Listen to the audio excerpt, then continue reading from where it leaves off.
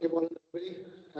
Welcome to Clackmannanshire Council's full meeting. Welcome back after the summer recess. We have got apologies from Councillor McCluckie and Councillor Marston this morning. Councillor Rennie and Holden have joined us online, and Councillor Lee is coming in. I think we're just going to a couple of minutes late.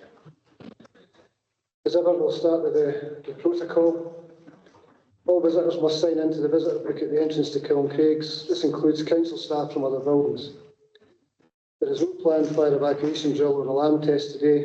If the alarm is activated during your visit, you must exit the building immediately. Council officers will direct you to the nearest fire exit and escort visitors to the building fire assembly point, beside the Silver Man at the top of Parliament Walk. Kilncraig staff should report to their floor's assembly point. You should remain at your assembly point until directed to reoccupy the building and only re-enter once fire marshal has advised that it is safe to do so. Please do not attempt to leave the site by vehicle until it is cleared to do so by the fire marshal to ensure access routes are kept clear for emergency vehicles. Please note that this is a public meeting and members of the public may be in attendance. The meeting will be recorded by the clerk and published online for public viewing. And the taking of photographs, including screenshots, audio or video recordings, are not permitted during the meetings unless with the express permission of the convener. Can members attending virtually activate their cameras when possible to enable you to join by video, and can all attendees mute the microphone when not speaking? Please do not come in during items unless I invite you to do so. If members attending virtually wish to speak on any point, indicate by clicking on the raise your hand button. Members of the chamber should also raise their hand. I will bring you in at the appropriate time. If members have not been able to access all papers for the meeting for today, could you please indicate now?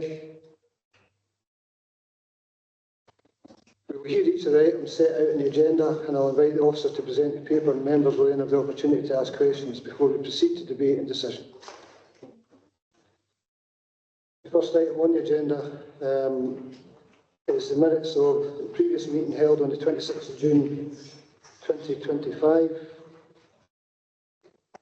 I'll go through the page number. As I read out the page number, if there's an issue on any of those pages, just indicate. So page 7. Page 8, page 9, page 10, page 11, page 12, page 13, page 14. Happy to approve the minute? My apologies, I should have asked for any declarations of interest at the start of the meeting. Do we have any declarations of interest? No? Okay, thank you. Item 4 on the agenda, disposal of SL1. I think Murray's going to take us through the paper. Thanks.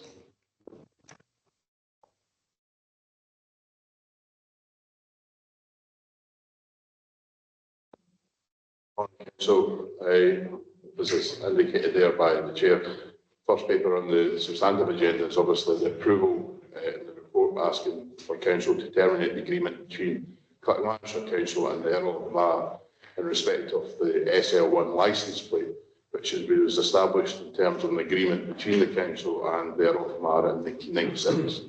Further paper asks for Council to approve the sale of the vehicle to the Earl of Mar for the established price in the paper. Obviously, I'm here to answer any questions on behalf of the Director, if Council should have any. Okay, thanks, Murray. Do we have any questions on the paper? Councillor Coyne, to be followed by Councillor Errol. Thanks, Convener.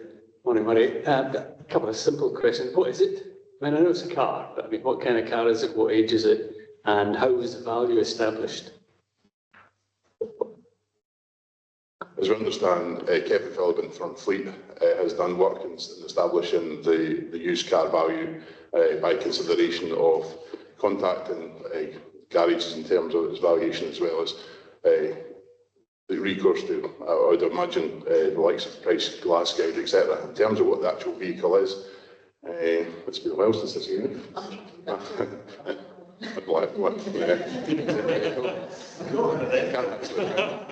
Is it not a Skoda Octavia? Skoda Octavia, I think it is. But don't quote me on that. I'd have to run out and see. Okay, that's fine. Okay, thanks, Councillor Errol. Many of the authorities have a civic vehicle for going various places. You're introducing yourself as a representative of this council. Will be getting another vehicle to replace SL1. As I understand at present, that isn't part of the proposals to look to replace the vehicle at this stage. Okay, any other questions? No? Okay, thanks, Murray. Councillor Harrison to move the paper. Yeah, thanks, Convener. I think this is pretty sensible. It's an option that suits both parties. Lord Mayor wants his cherished number plate back. We've got a very underutilised asset that costs us money on an ongoing basis. So, yeah, happy to propose the paper. Thanks. Okay, thank you. Councillor McTaggart, a second. Formally second, thanks, Chair. Okay, paper's open for debate. Does anyone wish to debate any further? Are we happy to approve? Sorry, Councillor Borsellino. As Provost, I'd just like to thank the Earl of Mar for the loan of the SL1 number plate. The SL1 number plate is pretty significant. I understand it was the first registration plate to be allocated to this particular area, and I think we've been privileged to use it. The agreement, which I haven't seen, but apparently to be given back either in the dissolution of Clackmannanshire Council or the death of the Earl of Mar. So I'm glad that we're in happier circumstances that we're handing it back. And again, I'd just like to reiterate the Council's thanks for the use of that number plate over the time we've had it. Thank you. Okay, thank you. Given that we did have a bit of a debate there, Councillor Harrison, do you want a chance to sum up? No. Are we happy to approve the paper? Okay, thank you. Item 5 is the Wellbeing Hub and Lockheed School project update, and Lorraine and I think Robbie as well take us through the paper. Thanks. Thank you, Convener. Good morning, councillors. I'm pleased to introduce this paper on the Wellbeing Hub and Lockheed School project. It marks a significant milestone in the project, which has been approved by Council previously and to which there have been regular updates. Today, Council is asked to approve the final business case to allow the project to move to full construction and to contract close. I'm also pleased to share some information that's not in the paper, only received yesterday, that we were informed that in recognition of the progress of the project and the aims that we have committed to in terms of improving inequalities and promoting inclusion, Sport Scotland have committed £500,000 of capital funding to the project yesterday. And that is in addition to the money that we are already receiving for the contribution to Lockheed School. And we've already had over £1 million in contribution from Sport Scotland to the project so far. I'm joined today by a number of colleagues from the project team, principally from Robbie, but we've got others from the project team who are able to answer any questions to allow you to make your decision this morning. I would just like to, if you would indulge me a minute, to say thank you to the project team for all their hard work to keep the project on time and within budget, which is actually no mean feat for a project of this size in today's environment. And Robbie will lead off with some highlights from the paper. Thank you, councillors. Thank you, Lorraine, and good morning, councillors. The full business case articulates how the council's vision for the project remains on track, providing a connected, inclusive and accessible hub that provides health, wellbeing and learning services that will support all residents and visitors to improve their health and wellbeing. The full business case outlines the key benefits of the project. These include state-of-the-art facilities for Lockheed School, improving education for learners with severe and complex needs, Shared inclusive campus, promoting health, wellbeing and community use. Economic impact, including 36 permanent jobs, up to 100 casual roles, and increased footfall and connectivity between the town centre and the west of Alloa, with a predicted 275,000 annual visitors per year.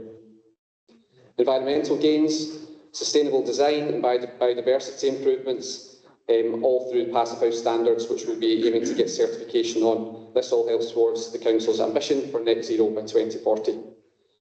And social value of 2.14 million annually once operational, and also Hubco and Robertson's delivering of 27.6 million in local economic benefit during the construction period. The full business case also sets out the financial position. The development cost is 71.3 million, which is within the approved capital plan of 76 million. The capital plan figure has been reduced by just under 1.5 million from the original capital plan figure of 77.5. Financial modelling projects net surpluses for the Wellbeing Hub in its first 5 years, which will also reduce the council revenue support by 200k within that 5-year period.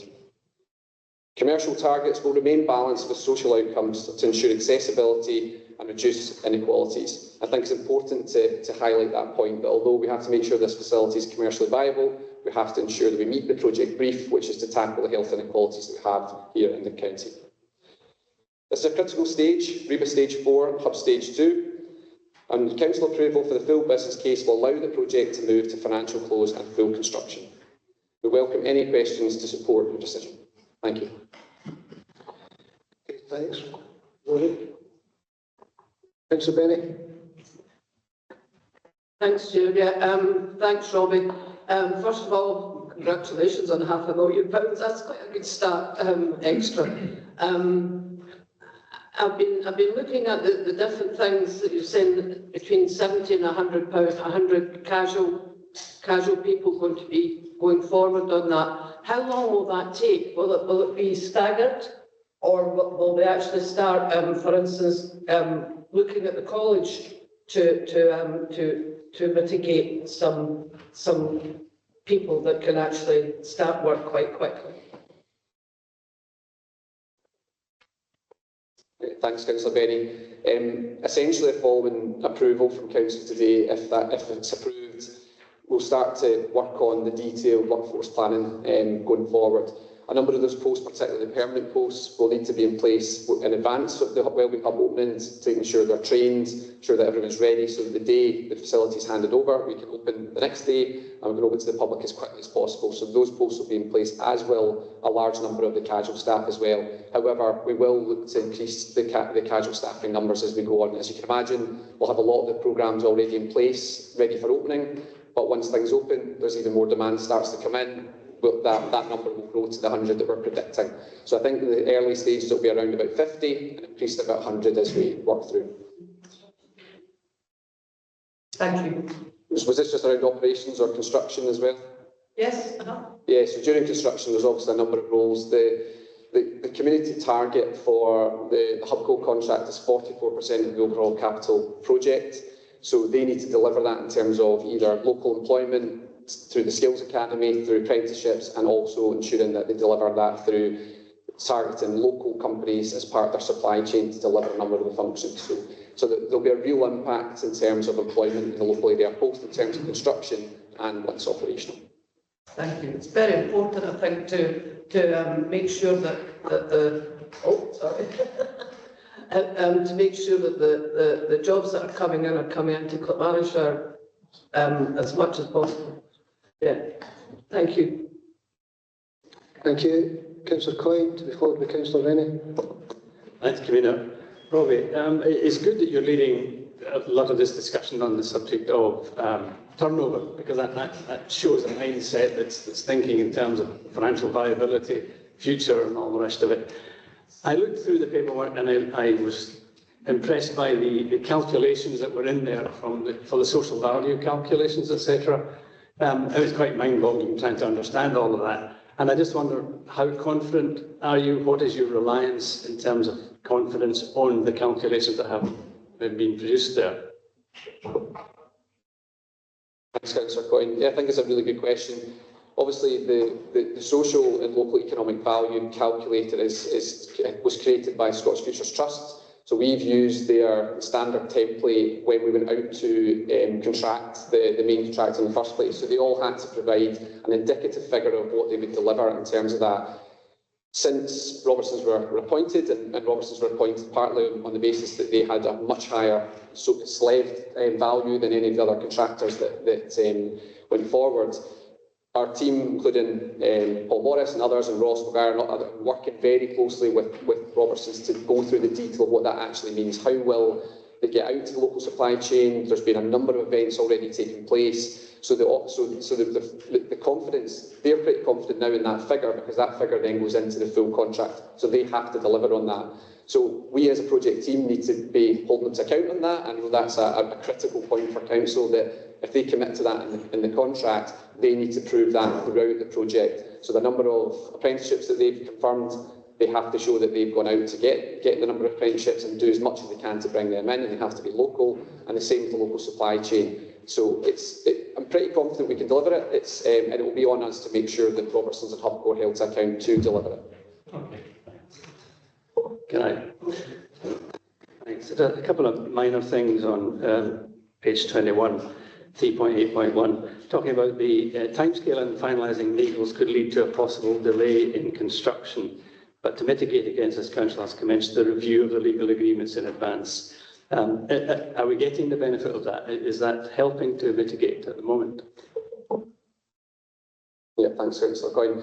Yes, as soon as we signed off the enabling works, design and build development agreement, almost immediately we set out to start then developing the full contract. The good thing is, because we had that contract in place and it's the same standard form, a lot of it transferred across. So a lot of work was already done. A lot of parts of the legal agreement were already in place. It still takes a long time. So we've made sure that we weren't waiting for this decision. We've taken the decision to work that up in advance. Nothing is signed, nothing will be until council approval, but we wanted to make sure that the bulk of that work has been done. There are still some risks. There are still areas that we need to fine-tune and make sure we get detailed out, and we're looking to get the contract signed, assuming we get, or if we get approval today, by the 5th of September. That's our target, to remain on project on time, on track.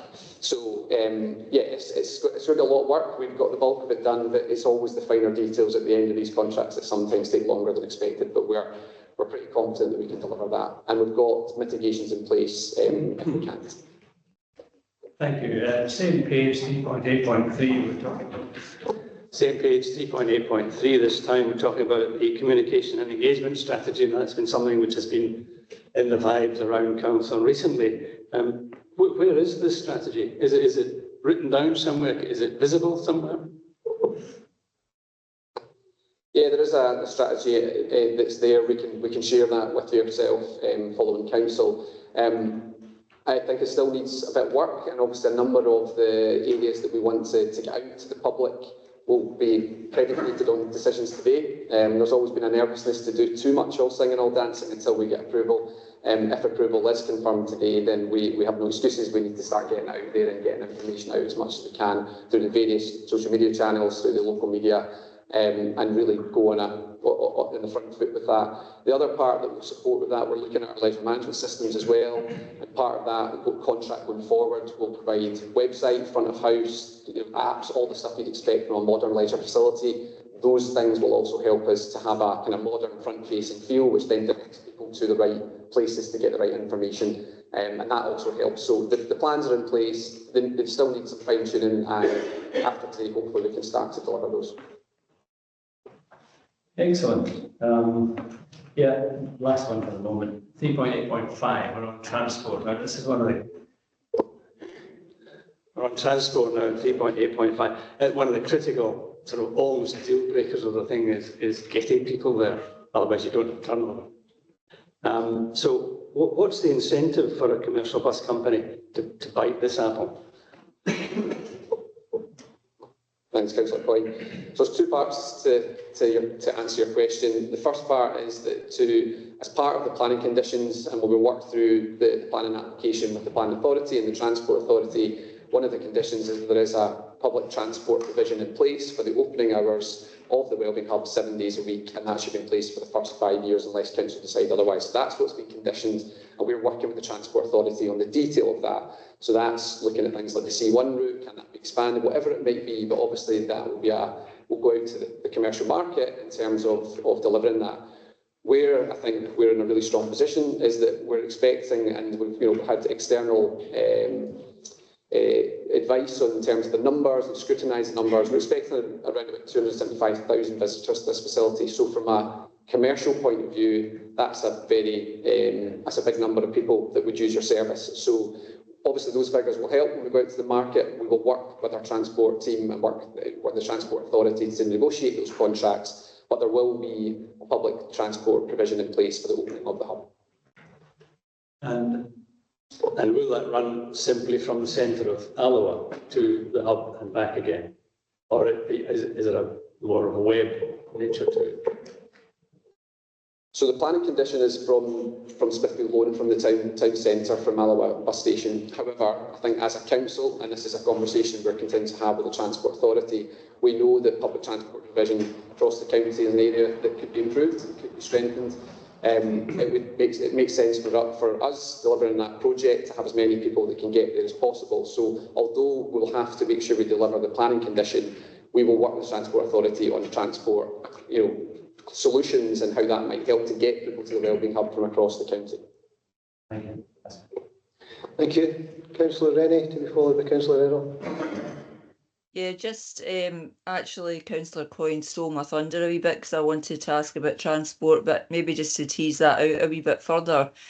I know we'd spoken and way back when we were talking about the Wellbeing Hub about community transport options, because we're all aware within our different communities that transport to Alloa is sporadic in itself. So therefore a link from that community to Alloa and then to the hub, and particularly for people with significant disabilities or challenges, to be able to go on and off buses to get there.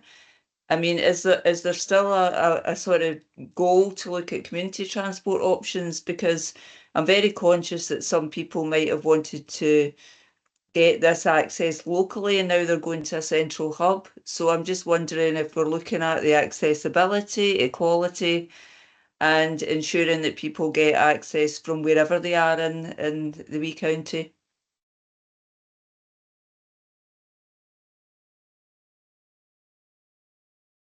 Thanks, Councillor Rennie, for that question. If I may answer, in parallel to the work that Robbie's talking about in terms of the specifics required by the Transport Authority, we've also in parallel been looking at sustainable transport for the community, and we're hoping to bring some information to Council before the end of this year. Some of that includes community options, as you've just suggested. We've already started to look at different options across the county which connect people to things like the eye clinic or family opportunities. So there is a separate piece of work which is also looking at that, which will complement the work that Robbie has just mentioned. Okay, thank you. Councillor Errol. Yeah, I had two, but one's been well answered, which is on transport. Staffing of this facility, is it going to have any effect on our current leisure services staff?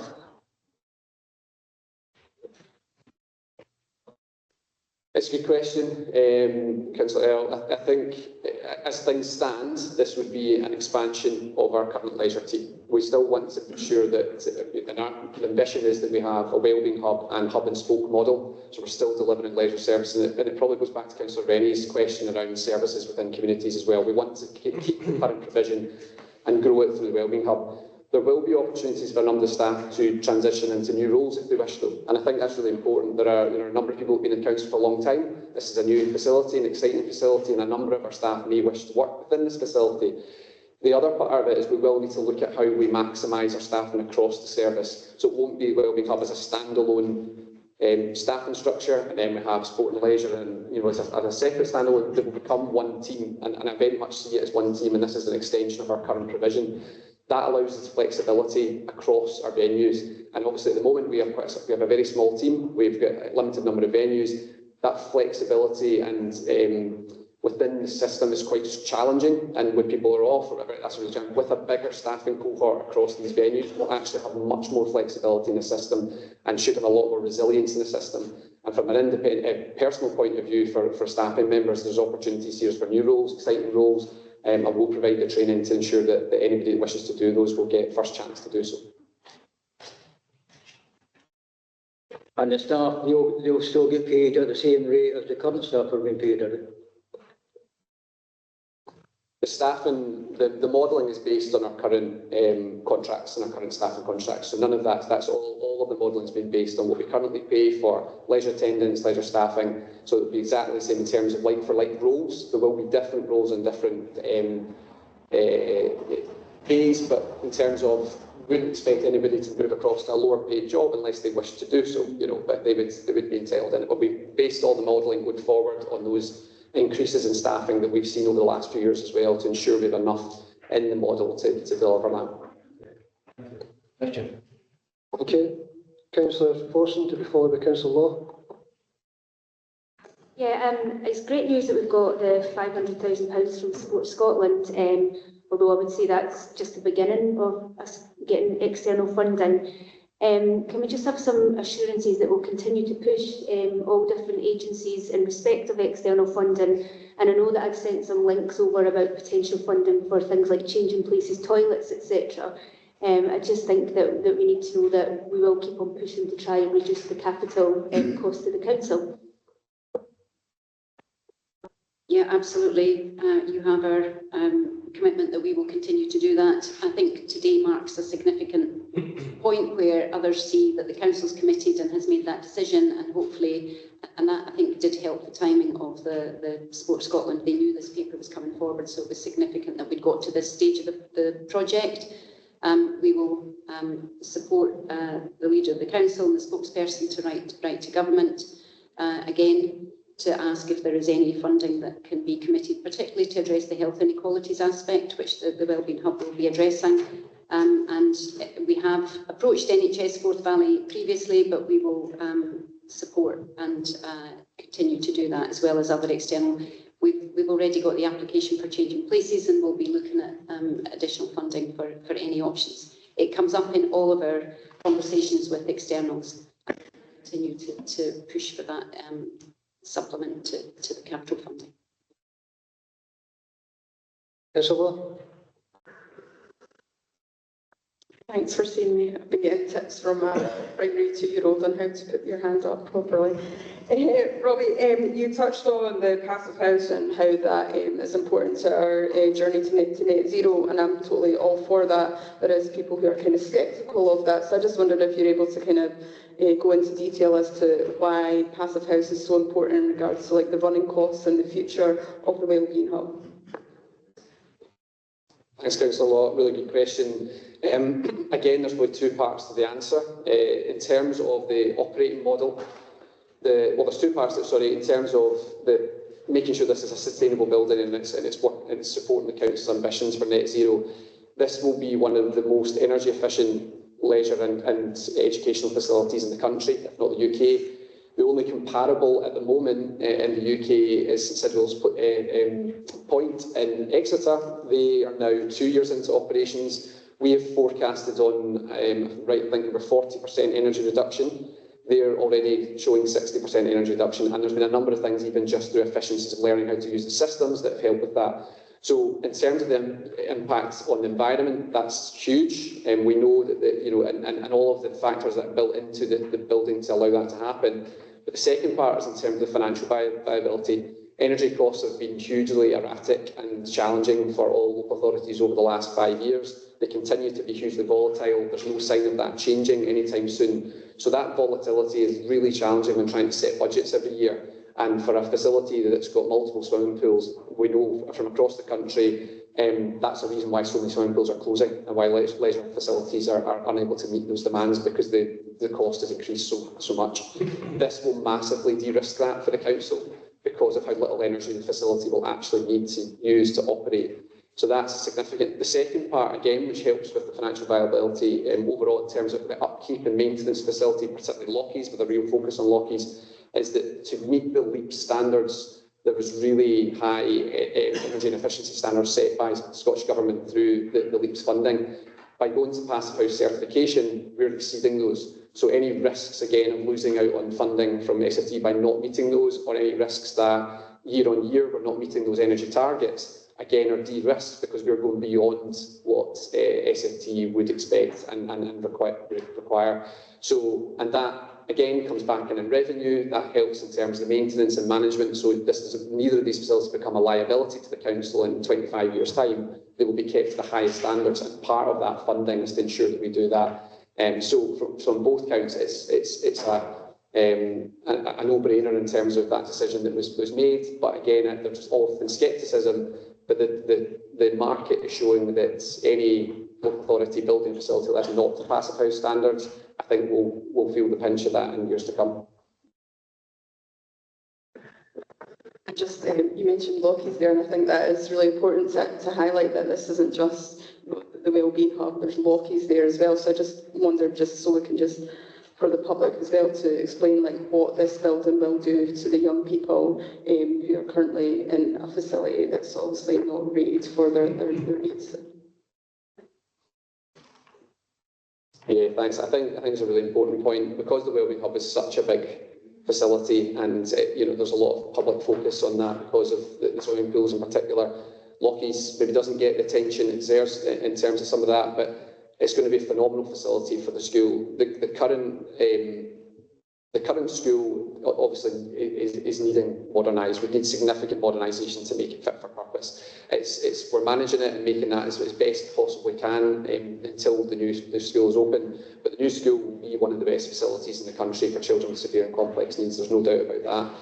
We had a meeting with Scottish Futures Trust and Scottish Government yesterday, and they were hugely impressed with the level of detail and design and thought that's gone into Lockheys School to ensure that it's the best possible learning environment for young people with severe and complex needs. That design focus, I think one of the things that they really were impressed by was the two parts that the school has been really well designed, and there's loads of outdoor space, loads of access to nature and all the things that help improve well-being. But the access to the facilities of the Wellbeing Hub is really unique. There'll be very few schools in the country, if any, that have these types of facilities without even having to go outside. You can literally walk through a door and get access to all these additional facilities. And we will, part of the programme, and will ensure that Lockheys has priority for certain spaces during the day, so that we can extend the school day. And likewise, Lockheys School will open up as a fully inclusive and accessible facility to the community in the evenings and weekends. So spaces like the hydrotherapy pool, rebound therapy, all of these spaces will become public use,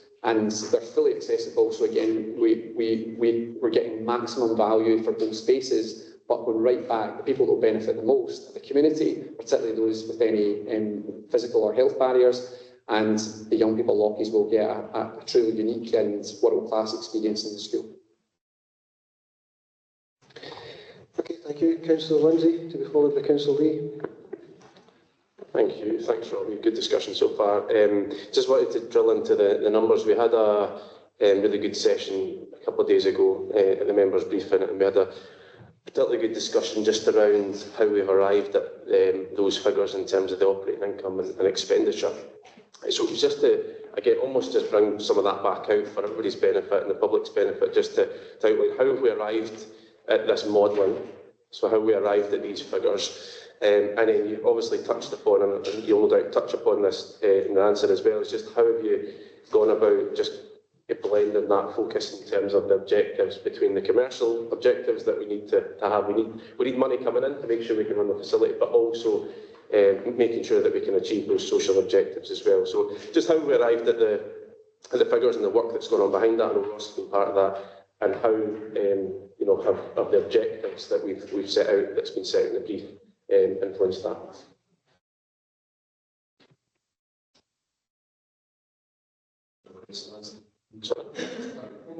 Thank you. Thanks, Councillor Lindsay. Really good question, and I suppose the simplest answer to this is there's been a huge amount of work that's gone into this. We know as a service, that this has to be financially viable. We knew that if we were putting this proposal forward to council for this amount of capital investment, that what is then delivered at the other end isn't becoming a liability to the council. So there's been a lot of work was done way back, if you remember, back to the options appraisal, where we looked at the different facilities mix and the balance of types of spaces that bring in high income versus spaces that are for the social good, and also spaces that tend to cost more, like swimming pools, for example. That has been carried through. We've also brought in Ross Maguire, who's been leading on this area and done an excellent job to fine-tune that, and brings a load of experience from working at Leisure and Culture Dundee previously for a long time, and was able to bring real life experience of operating these types of facilities versus the Integratis who were working with us as an external consultant with their spreadsheets and numbers that go with it. So for me, although I trust the numbers and spreadsheets, I wanted somebody that actually knew the numbers, knew how you operate staffing, what some of the challenges might be and how we make that work. So all of that's been worked through with real detail, and there's probably, again, a few parts to it. The operating model, you'll notice on page 38, which has got the overall spreadsheet that kind of shows the numbers. We've operated on two things. We've worked out what it would cost us to deliver it this year and next year. Obviously that won't be happening because we'll be in construction, but what that gives us is real terms in terms of what the cost would be if we were operating, and then work our inflation from that. So we've looked at the cost of staffing, including projections for 3.5% increase cost of living each year. We've looked at costs of property costs increased each year as well. So all of these things have been based on real-time projections, but then projected forward from now rather than waiting till year three, which will be operational. The next bit as well is that these numbers we're very confident in these numbers. The one thing I would point out is there are a number of spaces that we've deliberately kept back that have no income target against them. The reason why we've done that is because of the social outcomes of this facility. If it was purely commercial, if we were delivering it purely like a David Lloyd's, every single space would be squeezed to get every single head out. And we will do that, but not at the detriment of ensuring that it's affordable and accessible for every member of the community. So an example of that would be there are consultation spaces which we want to work with the Health and Social Care Partnership and NHS to ensure that people can get access to that support within the facility, so there's really easy transition and access to the supports available, whether it's using the gym or the pool or hydrotherapy, for example. So that social prescribing is really critical, but it could happen on site with the right partnerships in place with our health partners. The other one is things like the cafe. We haven't put any commercial targets on that. That is an area we could bring a commercial partner in to deliver it, but we see the opportunity through that mixed model and through the target operating model to have the likes of third sector organisations or social enterprises have the opportunity to take that space on, have teaching kitchens, have local employment, have employment and training for people with a disability. There's loads of opportunities there to do that. So we wanted to leave as much wriggle room in here as we could justify in order to make sure that the facility delivers on both the financial targets and commercial targets and the social outcomes. And I'm confident with the figures. I believe we've delivered a really good budget for this project. But we'll continue to review it each year to make sure that we're being as commercially viable as possible and reduce the cost to the council. The cost will reduce the council by 200,000 over the first 5 years. We've committed to that. We've not committed beyond the first 5 years because it wouldn't be prudent, but we will continue to review that. And if we're exceeding commercial targets, then again, these things could be put back into the council to deliver social outcomes. Okay, thank you. Councillor Lee, to be followed by Councillor McTaggart. Thanks, Chair. Councillor Lord covered it. Just to get a bit more information, you touched on the maintenance with relation to Passive House. Now, Passive House is in its infancy, so all the sort of data available is 2 to 5 years old. These buildings could be in place for 50, 75 years. Is there any mileage then in, well, the sunshines, because we know that Passive House up front has real-term savings, in creating a sort of ring-fenced fund or funding for maintenance down the line, because otherwise that potentially may or may not become a problem for a council down the line. Thanks, Councillor Lee. Really good question, and absolutely, there's again 2 parts to that. We have ring-fenced what we see the property costs and how we ensure that we are meeting that, because It's really important, even more important, because of LEAPS funding, that we do not drop the maintenance in this facility. We have to maintain it to the highest standards to get the LEAPS funding. But then with that comes 350,000 per year for 25 years from SFT to support with that, to support with property costs. So we have that money there. The focus obviously is on Lockheed's and ensuring that, but that balanced with the income generation that offsets our property costs will go into a ring-fence budget to ensure that we're continuing to deliver this, both in terms of maintaining the facility, but also looking at maintenance and replacement. Again, often when these types of facilities are put forward to councils, they forget the maintenance, the replacement part of it. We see this, we've got an issue across the country with synthetic pitches and no sinking funds put in place to replace them. We've built that into our modelling and costings to ensure that we can maintain this to the highest standards and that we can continue to deliver quality services for now and well into the future. Right, yeah, no, that's fantastic. Well done. Thank you. Thank you. Councillor McTaggart. Thanks, Chair. Robbie's very comprehensive answer to Graham's question has really covered mine. It was regarding income generation versus social impact. So thank you. Okay, thanks. If there are no other questions, Councillor Coyne, there are other questions. Thanks, Convener. I just want to double back a wee bit to the communication side of things, Robbie. I mean, obviously, there's 2 years till the doors open, basically. And during that time, ideally, you want to build up a momentum of desire for people to be first through the door, because you don't want to open on day one and hope for the network people to tell others how good it is, because then your turnover is going to fall to about half of what it should be in the first year. So what specifically do you intend to do in terms of generating that wanting to be first through the door over the next couple of years? Thanks, Councillor Coyne.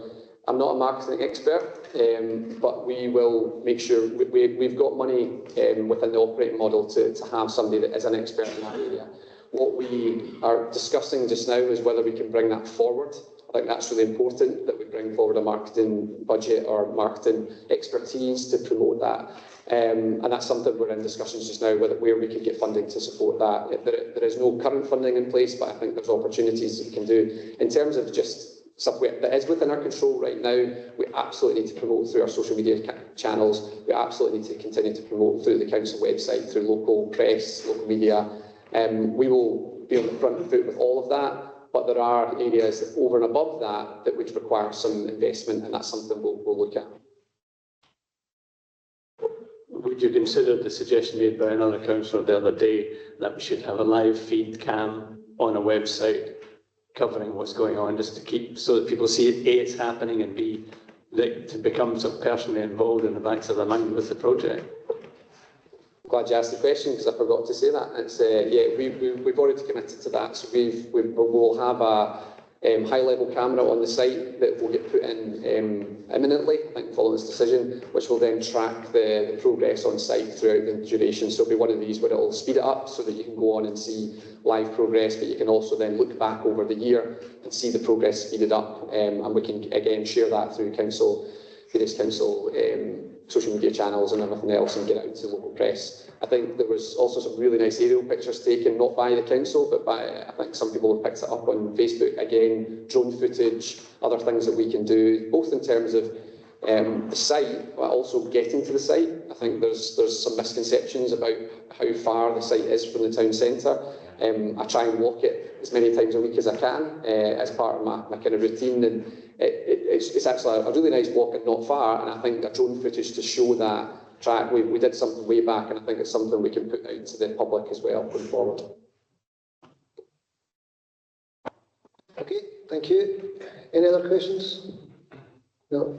Okay, thanks, Robbie and Lorraine. Councillor Lindsay to move the paper. Thanks, Convener, and thanks everyone for the questions. Really helpful, brings out the full scale of the project that's before us. So today we reached that really important, pretty special milestones in terms of this ambitious project, with the council being asked to approve the full business case and HubCo Stage 2 submission to allow the project to proceed to full financial close. The council to enter into design and build development agreement with Hub East Central. So the full business case has been developed for the Wellbeing Hub and Lockheed's School investment proposal to evaluate the benefits, costs and risks to provide justification for the preferred option. and set out the arrangements for successful delivery, set out at 3.2. The purpose of the full business case is to provide council and key stakeholders with the assurance that the proposed investment delivers value for money. The project has reached the detailed final stage at the end of REBA Stage 4 and the SFT Hub Framework Stage 2 Gateway. This is a key decision point, as we've discussed, in the development life cycle, and is a final investment decision on whether we proceed to the next stage of the development process, financial close and construction delivery. Now, as we've discussed, the project has been designed as a destination for the whole community. The hub and the school will bring together leisure, education and support services under one roof, alongside a wide-ranging and engaging mix of indoor and outdoor spaces for activity, relaxation and social connection. Now, as we know, the development due for completion in early autumn 2027 will be located just a mile west of Alloa Town Centre at the Pavilion site, at the other side of the bridge from Redwell Primary, and as Robbie's just outlined, not far away from where we currently are. What we have talked about is the public transport provision that will be in place from Alloa, but we've also not probably touched on the active travel, because it's an active facility. We want people to get there, but we want people to hopefully walk there, cycle there, run there. And our active travel plan will be in place. We've got great cycle routes already in place. So as well as a transport plan, we'll have an active transport plan in place as well to ensure we have a safe route to the facility. So the new Lockheed School will provide state-of-the-art facilities for learners with severe and complex needs. The facility will be truly transformative for our most vulnerable young people who are currently operating out of an environment that does not meet their current needs. This sector-leading school development has been granted 50% of the costs through the Scottish Government Land and Estate Investment Programme, and again is outlined in the operating income. The Wellbeing Hub in Lockheed School will also be one of the first large-scale leisure and education campuses in Scotland built to Passive House standard. And this cutting-edge sustainability approach will slash energy use, lower carbon emissions and ensure exceptional comfort year-round, advancing the Council's ambition to achieve net zero by 2040. So again, as we've discussed, the Wellbeing Hub will deliver a range of community benefits and economic impact. And I think those have been well brought out today. The hub is expected to attract over 275,000 annual visitors, generating 2.14 million in social value each year. So yes, we want to maximise income in line with or above the levels set out with the operating income. However, we have also set clear social objectives that we need to meet if we're to stick to our principles of ensuring the delivery of a fully inclusive facility. So importantly, the hub, just to touch on a little bit more of that social objective, the hub will deliver 36 permanent jobs and up to the 100 casual roles that we discussed. So whether you want to go for a swim, a gym, a stroll, go for a class, have a chill, a coffee, or get a job, or do all these things, the hub is definitely the place to head to. And just to touch on, I liked Councillor Coyne's point, that momentum of desire. I think there's something in that in terms of a quote, in terms of building the will from local people. But certainly that's the next phase, is how do we get people excited about this. I think that will happen. I think when the images start getting out there, certainly the one the other day that shows the scale of the project, the drone footage, that's certainly going to capture people's imagination when they see the size and scale of our ambition, and obviously the images that will follow with today's media release. So it's amazing to see that work already pushing ahead. The weather has helped with that as well, and now we need to just give this our final approval and go full steam ahead. So I'll probably come back in to do thanks and things like that during summing up. I'll leave it at that for now. Thanks. Okay, thank you. Councillor Harrison to second the paper. Yeah, thanks, Convener. Yeah, I'm delighted to see this paper finally come forward. The ongoing enabling works that's already been mentioned and the drone footage that I'm sure quite a lot of people have seen on Facebook just show the size and scale of the commitment that this council has undertaken for the people of Clackmannanshire. And as outlined in the paper, this is the final decision for council to make to allow the Wellbeing Hub and Lockheed School to move forward on the full construction of the facilities and to sign off the financial agreement with the main contractors. The paper clearly outlines the financial position and shows that this is an ambitious but affordable project, both in capital expenditure and also in running costs. The overall estimated capital investment figure for the council will not exceed the approved capital plan figure of £76 million. And within that figure, though there are benefits returned to the wider community, the total social and local economic value is estimated at over £27 million, which equates to 42.5% of the total hub development costs. That means that for every pound spent on the development, 42% of that is delivered in SLEV. I know I'm conscious that I'm repeating what's already been said, but I'm not going to apologise for that because I think these are fantastic numbers and it's a great story to tell. So apologies slightly if you've heard this already, but I'm going to go through it anyway. In what is a very detailed paper and appendices, it is also good to see the governance structure of the overall project and also the risk register with mitigation measures in place to reduce these risks. This gives me, and I hope all other members, comfort that this project is being well managed and will continue to do so throughout the project to completion. So what are we getting for this outlay? Swimming pools, yep. Gym, yes. Sports hall, yes. Outdoor facilities, yes. Cafes, yes. But it's much more than that. It will be a place where people can come together, socialise, keep fit, both mentally and physically, with an estimated 275,000 visitors annually. It will also be a location for leisure and education and will provide drop-in centres for programmes by partners, organisations such as NHS, social services, police and business groups. There are also other benefits to this investment. Hubco and the Tier 1 contractor have also committed to set up and administer a skills academy on site, which will enable local people to access a dedicated learning space during the works. The Skills Academy will provide opportunities for schools, colleges and employability partners to attend events, workshops, education programmes and experience different construction careers. We also shouldn't forget the much needed new Lockheed School. The Wellbeing Hub has been the focus in the wider community for most of the ongoing project, but we should also recognise that as part of this facility, the pupils and staff of Lockheed will be moving into a much needed and well-deserved new facility where they can continue to carry out their amazing work in a much better, brighter and more modern fit-for-purpose building. I would just like to, I know Councillor Lindsay is going to do it as well, but I would just like to close by thanking the project team who have worked tirelessly on the project, as well as the rest of the teams, including finance, procurement and legal, for the enormous amount of work that's been carried out to get to this stage. And I know in the 2 or 3 weeks leading up to this paper coming, I absolutely know how much work, effort, long hours, blood, sweat and tears has gone into this paper coming as well, and it is fantastically detailed and a really good paper, and I'd like to thank the overall team for the work up to this point, I would say. Okay, thank you. The paper's now open for debate. Councillor Forson. Yeah, thanks, Convener. I mean, I think as it's been said, today's a milestone for Clackmannanshire, and especially for the children and families and staff of Lockheed School. And right now, we all know that Lockheed has done incredible work in a building that's rated as unsatisfactory and is quite simply too small. For years, it's been at capacity, and staff are really having to work against the limits of the building. Parents have clearly told us that more space, better access and proper outdoor learning opportunities would be life-changing for their children. And that's why the new Lockheed matters so much. It will have space for more pupils, up to 54, and that recognises the growing number of children with complex needs here in Clackmannanshire. It will give them modern classrooms, outdoor learning, and the chance to grow their independence in an environment designed for them. And it will give staff the facilities they need to focus on what really matters, and that's supporting and teaching our most vulnerable children.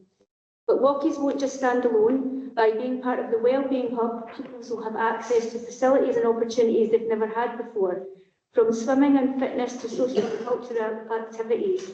And that connection is really going to be a game changer for those young people.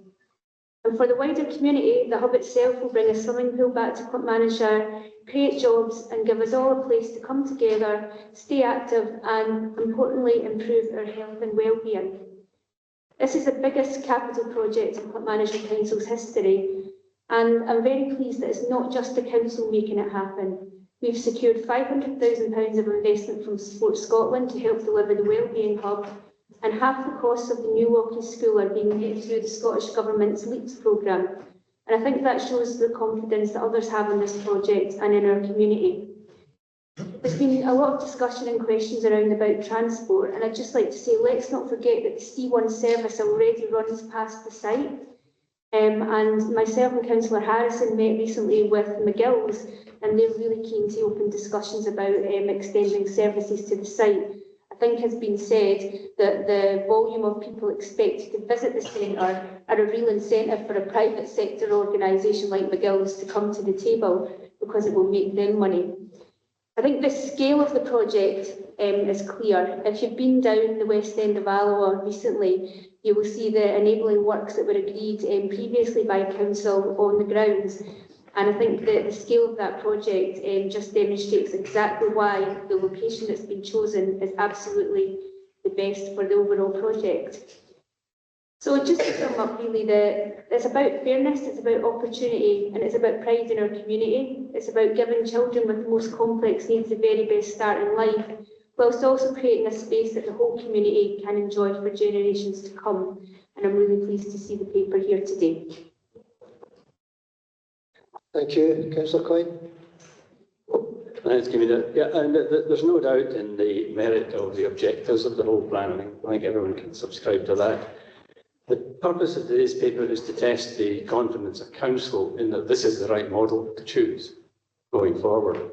Are we building our own Eiffel Tower, our own St Paul's, our own whatever it is, you know? Maybe so. If anything goes to help my confidence, I've looked through the 250 pages that are in this paper and on the website that cover all this and give the evidence for the information that we've been given today. I've looked at every page. I'm not saying I've read every word, but I've looked at every page to give myself the feeling of confidence about the quality of the information that's being supplied to us. And I have no doubt in the quality of that information. There's so much evidence in there. There's so much work that's gone into researching what we're being asked to sign off that it's really impressive. And the quality of the answers coming from the podium there on every question that's been asked, that really is big support for me too. I now think that this is our Eiffel Tower, and I'm very happy to support the proposal. Thank you, Councillor Coyne. Any other contributions to the debate? Councillor Quinn. Maybe we should name it Alloa's Eiffel Tower then. Put it in the mix here. No, I'm really excited about this. I live not far away from the site, and I go past there most days now. And every day I go past, seems like there's a bigger pile of dirt. There's more vehicles and there's stuff there, and there's people doing things, and it's really exciting to see. So I think people are going to start, as they start to see this thing develop and grow, they're going to start to get excited about it. But it's not just, it's not just some benefit in a couple of years when we're open. We talked about all that. The 275,000 visitors a year. We talked about the income it's going to generate. We talked about things that the facilities is going to have there. But it's going to be something now. People are going to see the benefit now. They're going to see their kids and their families and their friends get jobs there, get apprentices there, helping to build this thing that then all of us and our kids and grandkids can go to for generations to come to benefit from. And we're going to have jobs. Like I say, it's going to create all these dozens of jobs in the area as well for the hub and all the casual roles that go along with it. So it's going to be a massive benefit. So we're not building this to make money.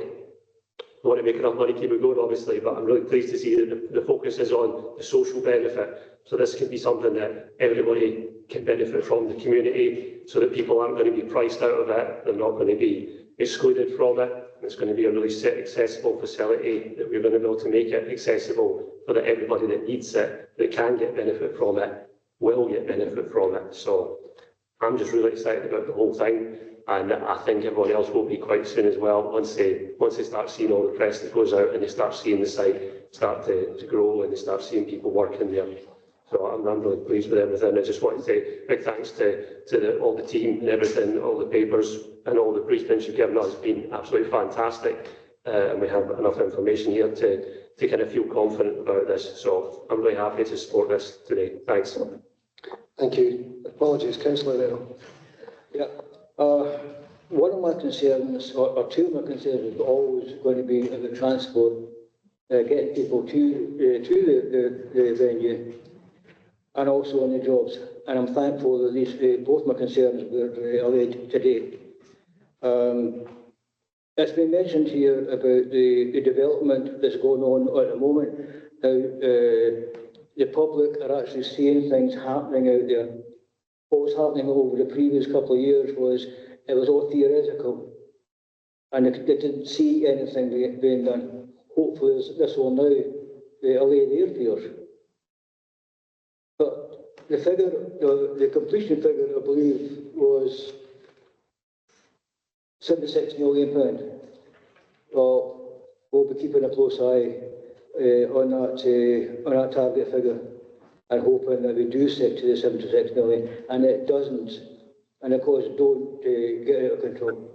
It is a major project, and because it's a major project, it always runs a risk of getting out of control. So let's keep a close eye on that one.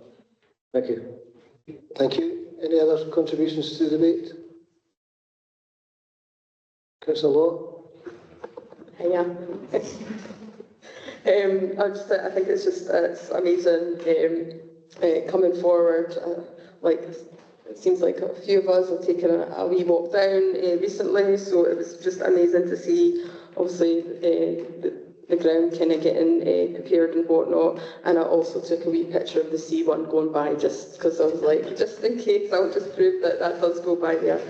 So I just wanted also just, that as we were talking, it is a huge investment for us, but I think the benefits that we'll get from it it's going to impact so many other places like the NHS, the Health and Social Care Partnership, because even recently we had the mental health strategy come into the Health and Social Care Partnership, and part of that actually said that in regards to open spaces, people living in Clackmannanshire reported a dissatisfaction with leisure facilities, as these are supportive elements to the promotion of positive mental well-being. Experiencing an unsatisfactory level of leisure facilities can have a negative impact on people's well-being. So, and I just don't think we kind of realise what kind of impact that can have. I mean, I've recently started going back to the gym, and I'm doing weights, and I was pushing my kid on this huge big swing, and the difference that meant of me getting up right up high compared to just a wee push.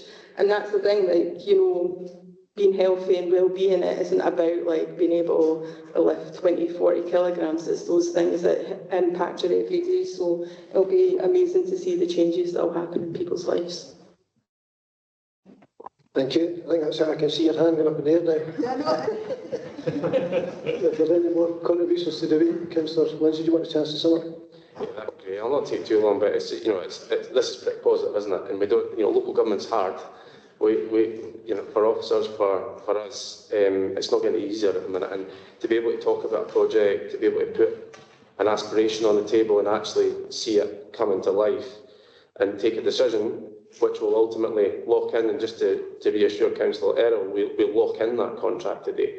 So that allows us to not worry about costs escalating because we lock in these figures. So, but it's so positive to be focusing on something like this, something that's going to, as Councillor Law is saying, improve the health and well-being and outcomes of our people. This is about getting our older people stronger. This is about improving our mental health. This is about bringing partners into a facility to help us deliver outcomes, social outcomes, which we are prioritising here. So this is, it's a big decision, but this is a decision that will help the outcomes and the social outcomes and wellbeing outcomes of our people. We probably, in the early stages, as a whole community and councillors, we're obsessed about the fact we need a swimming pool, we need a swimming pool. Look at it now, it's way beyond that. It's about a swimming pool, it's about a social place, it's about improving health, it's about increasing jobs, it's about improving the local economy. These are the things we're talking about. It's providing a state-of-the-art facility for our most vulnerable learners. So what has started as an obsession about we need to have a pool, we do. Look at it now, and I think we should all be proud that we've played a part in that. And we've done that collectively. We've challenged each other, but we've had that collective vision. To touch on that point about confidence, because with a project of this scale, we have to have that confidence and the project, and I completely agree. You know, going through the papers, there's a lot of papers there, but actually going through it, it's not an easy read, but it's a read that you can get on board with, and you can understand, and you can go, actually, this is going to work for us. So a big thanks to obviously Lorraine, to Robbie who's led this project, to Ross McGuire in the background, who's doing an incredible amount of work populating these figures and probably giving us all comfort that this can be achieved through his experience.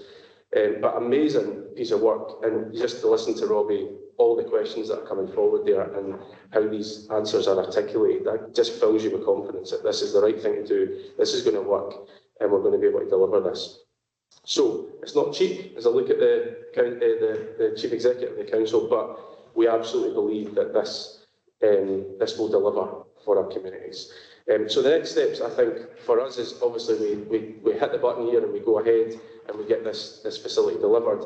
But there is work in terms of what Lorraine's alluded to. We need to get increased partner investment, not just in terms of financial investment, but investment in terms of services that can be delivered. So, you know, NHS will be chapping at your door hard again. We've been doing that, and other partners as well in terms of buy-in to the facility. So, yeah, huge thanks again. Let's go for it, and yeah, let's approve it. Thanks. Thank you.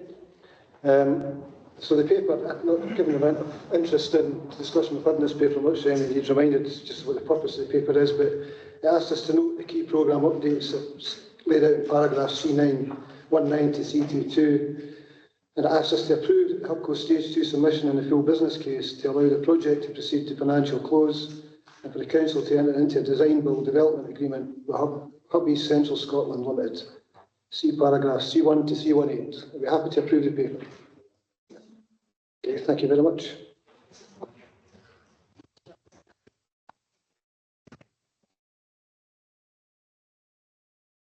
Item 6 is the Community Wellbeing Plan for 2025-26. Lorraine, can you take us through that? Thank you, Convener. I'm pleased to present the second year of a combined one plan covering the People Directorate plans. There's now 12 plans included in this one plan. And as agreed at Council last year, this approach allows our teams and our alliance partnerships to focus on an agreed set of outcomes as set out in paragraph 3.2. And these outcomes are in line with the newly approved LOIP.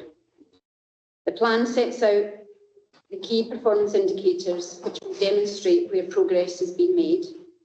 And you'll note on page 103 onwards that some of this data is yet to be published. So targets have been set, but some of them are based on trend data or national targets. The actions that will contribute to those improvements are set out in a series of plans on a page, ensuring that we continue to comply with relevant legislation and guidance. We're continuing to look at ways how we can streamline the one plan to make it more easy for you to read and for people to understand. However, we do have a steady flow of other local authorities and public bodies coming to visit to see how Clackmannanshire is progressing with this. They are all interested in doing something similar. I should note that after page 133, you have the risk register. It doesn't have page numbers on it because it was submitted after the papers were published. But in the first page, in relation to harm for children on that risk register, there is an error in the scores. And the scores should read 6 and 3 respectively, not 15 and 12. That's just because the data that was pulled through was the previous data rather than the more up-to-date data. And those 6 and 3 figures show an improvement in what we're doing to address that particular risk. Members of the People Directorate are here, and we're happy to take any questions you have on the plan. Thank you. Okay, thanks, Lorraine. Do you have any questions, Councillor Lee? Thanks, Chair. I've got quite a comprehensive report. Obviously, you said there that some of the data is missing, and that'll come over time. But are those targets live reviewed? Because I'm obviously aware that ourselves and our partners, it's quite a broad front, the People Directorate.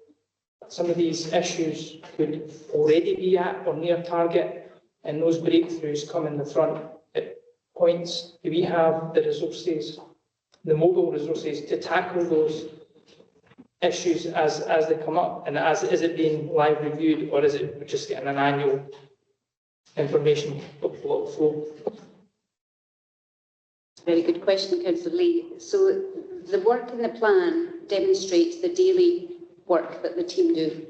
It's just pulled into one plan. So they are regularly, each of the managers who are here, whether their area of responsibility, whether it's looking at child poverty, whether it's looking at child protection, whatever, they're on a daily basis, that's their bread and butter.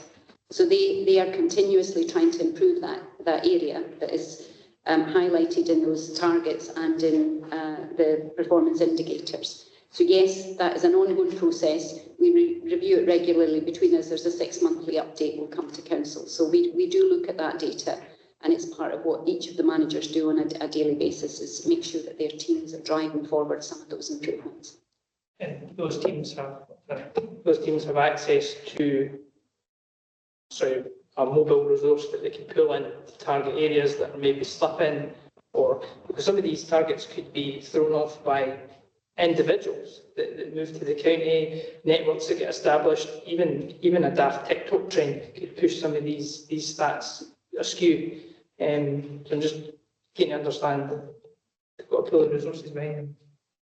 Yeah, I mean, it's hard to divert resources very quickly onto something very specific, which is so for example, if we could just take children with additional support needs and the numbers that are rising, that is a focus of Katrina Scott, who's here on a daily basis. She's trying to think, she's ahead of that curve to think, where are the children, what are their needs, where do we need to pool the resources, what's the additional. It doesn't mean that we have stuff sitting in the wings to be able to shift onto that, but it does mean that she's on top of what's happening in the schools, and we have a regular monthly meeting to see where those children are coming from, where we need to place them, and things like that. So that's our ongoing management of all of the areas of business that are contained within the plan. We don't have, another example would be Gillian Scott, who's here, who manages the early help team. So they're constantly looking, reviewing what are the children coming forward, what are the needs of the parents, what are the families needing, what support can we divert to. So we do that on a basis, an ongoing basis. But we don't suddenly create a new team to be able to cope. If there was something that came over the horizon that we weren't anticipating, we would have to address that.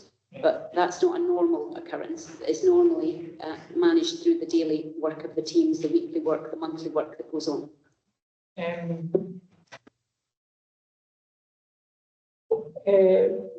Page 126, it's mentioned that there is silo working is still a major problem. What work, if any, and is this just specific to the council, or is this specific to us working with partners? What work is going on to break that down? Because silo working has been a key point of this council for a long time now. So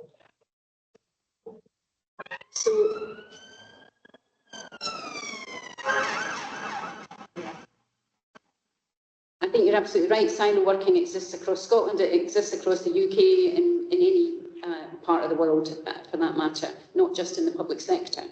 What we've been trying to do is really try and address that silo working within the Family Wellbeing Partnership, and the One Plan is one of those ways that we are trying to address that. So we bring people together in a collaborative, from whether they work in Murray's area in housing, or whether they're working in Paul Morris, in economic development, to try and avoid us falling back into the silos.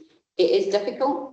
There are various pools on our time that push us into working in silos. So the reason that the plan is a very good example of how we're trying to tackle that is government require us to have those 12 plans. So those 12 plans push people into silo working. So it means that the people who are working on violence against women and girls, for example, have their own partnership and their own work. The people who are working on sport and active living have their own plan, their own structure, their own people working on that. But actually those two worlds cross over, because you have somebody who might be experiencing domestic violence who can benefit from sport and active living. So what we're trying to do is bring those worlds together, get people talking to each other, and actually working out how they can do things better if they collaborate rather than work in the silos. So the simple answer is silo working does exist in the council. yes, it does just as a feature of structures, but we're constantly trying to find ways, including with the chief exec and others, to try and think, how do we bring people together to work in a much more non-siloed way. I believe we're much further forward as a local authority in doing that than others in Scotland, and that's why so many people are coming to see us to find out what we're doing about that. Thank you, Councillor Lee. Really an important issue for us as well at the moment. I think if you look back at the work we've been doing over the last few years in our transformation space, it's particularly highlighted all the more where those silos are in operation, because we find quite regularly different parts of the organisation start to bump up against each other, largely as a function of what Lorraine was describing in terms of different pulls, in terms of different priority levels being placed on activities in different plans that exist across the piece. So the planning and reporting piece was a really important development for us. But what we're also doing is looking at organisational design. So we've got a significant piece of work going on looking just now, and what we're trying to do is reflect some of our learning from the transformation piece, look at how through the collaborative models that Lorraine was describing, we could reimagine some of our design as an organisation. So not necessarily the more traditional structures that flow from that design just falling into the three portfolios, thinking about how we want people to experience services and how people actually want to access our services. So taxing is a wee bit at the moment, but we're doing some collective work across the SLG just now with some external support, and the intention is that we'll be bringing forward some proposals on that probably later this year into early part of next year, because obviously quite a big piece of work. Thank you. Thank you. One more question, if I may, Chair. So I'm thinking outwardly now, because I mentioned this to Councillor Coyne, but I went back through some of those data sets way back when I first started in 2017, and some of the values and targets and actual outcomes are very similar. So each year that's getting reported by the press, and it receives very negative attention. So outwardly, is there a plan, or are we doing anything, or do we plan to do anything to get out just how much work? Because it's not just, this isn't just the council's responsibility, it isn't just our partner's responsibility, it's everyone's responsibility. And I think it's easy to then go, well, as a council, as officers, as councillors, are we doing anything? Have we got plans to do anything? Get that information out there to show that we are the legs under the water, going like the clappers, to keep this up. Can you help us out? You know. Yeah, I think absolutely couldn't agree more. This isn't something that we in the council can shift. These are big indicators in here in terms of, for example, child poverty. It's not even just within the gift of Clackmannanshire and its partners. There's some UK aspects to that as well that we don't have any control over. And also some of these things will take a long time to be able to shift. So you're not going to see a change, you know, in 1, 2, 3, even 5 years in some of these figures. It takes a long time for us to have the impact of some of the actions that we're currently putting into place. So I think that's the first point. The second, we are increasingly working across all of the partnerships that the team work with. So, you know, it's not just us, it's health, it's police, it's the third sector. Those relationships have strengthened and are working, I think, in a much more cohesive way over the course of the last 2 or 3 years, particularly around the work that we've done around the plan and the planning to try and improve that. But we're not there yet.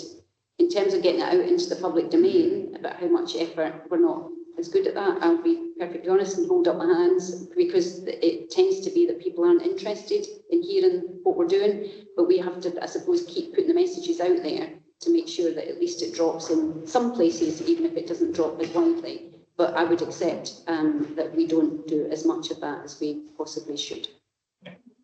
The press could help us out. The press could help us out with that, getting that message out. I was going to come in as well, Councillor Lee. No, not at all. I was just going to add a couple of things as well, because inevitably, you know, Lorraine's describing exactly what we're living and breathing just now, but as you know, through the transformation work we've been doing, we've been focused on improving a lot of these areas. So there are a couple of points I wanted to make on the specific point you just raised. The first is a couple of points in relation to outcomes, and you're basically describing a position where some of those may appear to look static. what I would say is there's something about the narrative that sits around that that's quite important, because for a number of those indicators that sit in that category, you need to think about what's going on in our operating environment just now and all those adverse external impacts that we're experiencing because of how difficult things have got for a number of our families, communities, service users. So it might look quite static, but without the interventions that we're making, it could have been worse. So I think you're quite right, therefore, to raise the issue of communication and how we're getting those and explaining the messages and the progress and the difference that we're making through the activity and interventions that we're making, which brings me to two other points. Firstly, in terms of outcomes, you'll maybe remember a little while back, Council agreed a piece of work on benefits realisation, just a framework for that. We're still working through populating that, but it's actually a shift from looking at things that are easy to measure to thinking about how we focus on measuring and showing the value and positive impact on outcomes. So that piece of work is ongoing still. But the other thing, which is very recent, and I think Councillor Coyne touched on it earlier on the earlier item, was some of you probably been involved in the work on comms and engagement strategy that's currently being reviewed again as part of the transformation approach.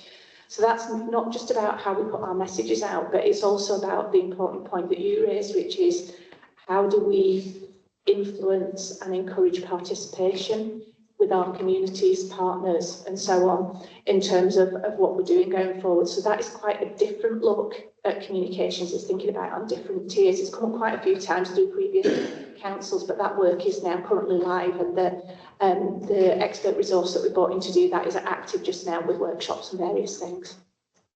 Thank you very much. Appreciate that. Okay, thank you, Councillor Rennie.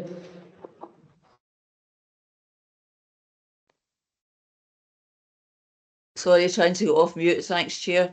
I have a number of questions, so apologies in advance. Just basically just extending on from what Councillor Lee was asking there. I think it's brilliant seeing this plan. I think the synergy that we can have from seeing all the different elements together is great and actually does tackle those silos. But I was just wondering, like, we've got a lot of new KPIs, which is great to see because it means these KPIs have emerged from the work of everybody working together. And I'm just wondering how then with that we compare against, because a lot of the work that we do is comparing against previous periods. How do we compare against the previous individual plans that we had when we've got all the new work happening in the one plan? Thanks, Councillor Rennie. In terms of how do we compare, are we making progress? Is that the question that you're asking? Yes. Yeah.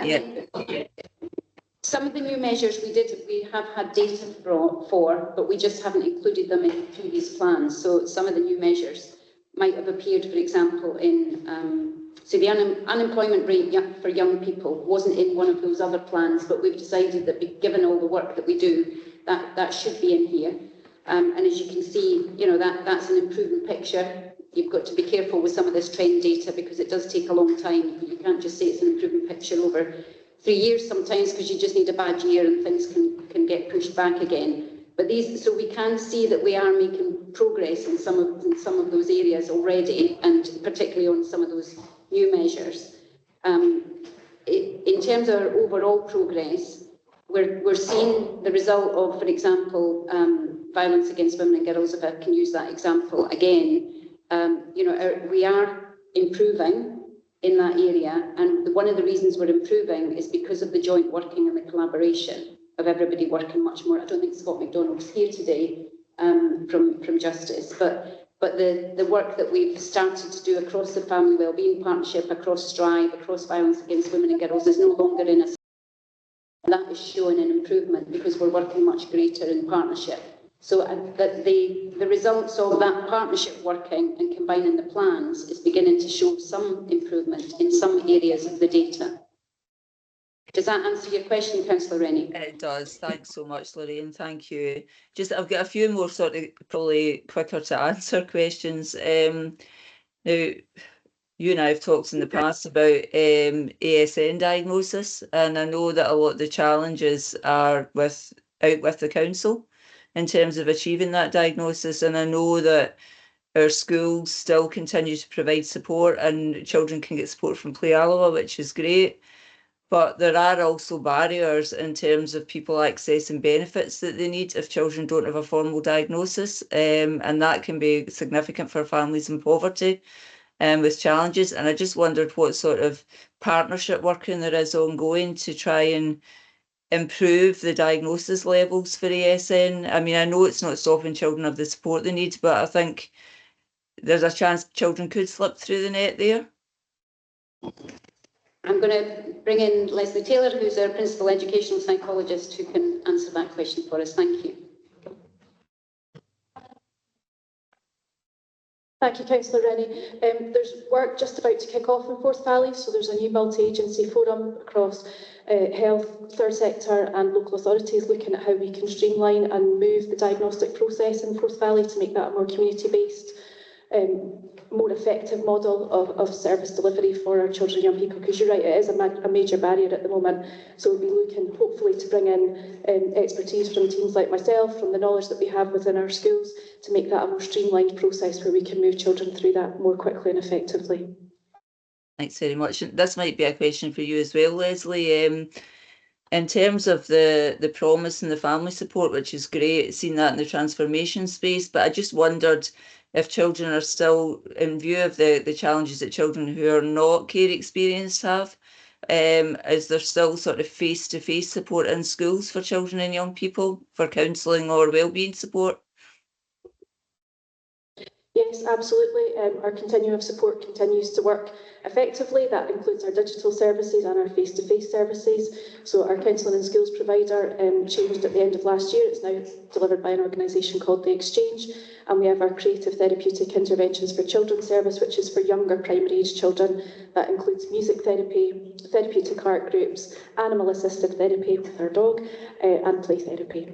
So that's all. Those are our two face-to-face services that are available across the council. Like I say, they're operating well. We have occasionally very short waiting lists, but we have a new model of service delivery which is moving things through quite quickly. That's good to hear. Work with dogs is very well evaluated, has been really successful. So it's good to hear that work going on. Thank you. Other questions are just kind of more general in terms of in the report, we recognised that there were 7 suicides in the area, and our target is to take that down to 0. Do we know how we're going to achieve that? I thought I was escaping there.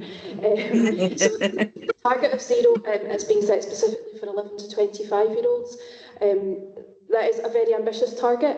Some might say it's overly ambitious, but in my view, I feel if we set it at any higher than that, we're accepting that we tolerate death by suicide within Clackmannanshire, and I think that that's something that we should be challenging. The figures for 11 to 25-year-olds is starting to show an interesting trend. Back in 2019-2020, we were the second highest local authority in Scotland for deaths by suicide in that population. And the last round of data that came out, which was 22-23, we'd actually gone to the lowest rate of death by suicide in that population. So that's why it is an ambitious target, but we are bucking the national trend, I suppose, with the data that we've got coming through. I'd hope that the most recent round of data would be out before today, but it hasn't come through yet. So it is something where something seems to be working with all the work that's going on across Family Wellbeing Partnership, along with our partners, where something is working within Clackmannanshire in a really, really important area. That's good to see. Thank you very much. I don't think the next ones will be you, but we'll wait and see. But so I was really interested in the justice side in terms of the figures of women in prison, and the general prison population that Clackmannanshire is second highest, with a number of people on remand, and the challenges that would bring for their future life.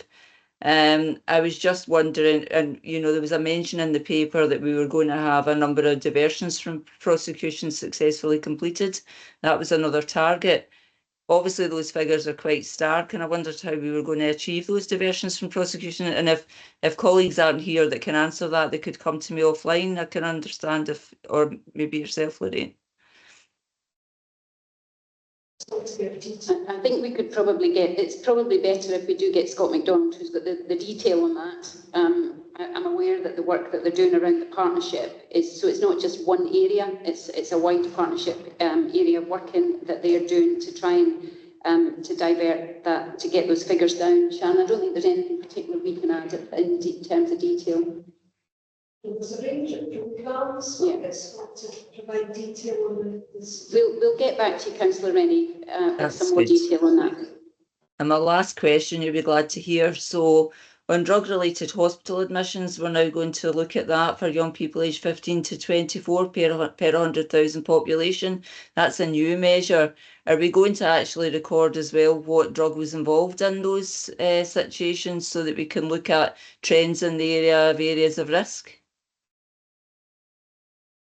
So we work closely with Simon Jones, Alcohol and Drug Partnership. Again, part of that, we're breaking down those barriers in terms of silo working. Veronica might be able to add a bit more detail on that. She works closely with Simon.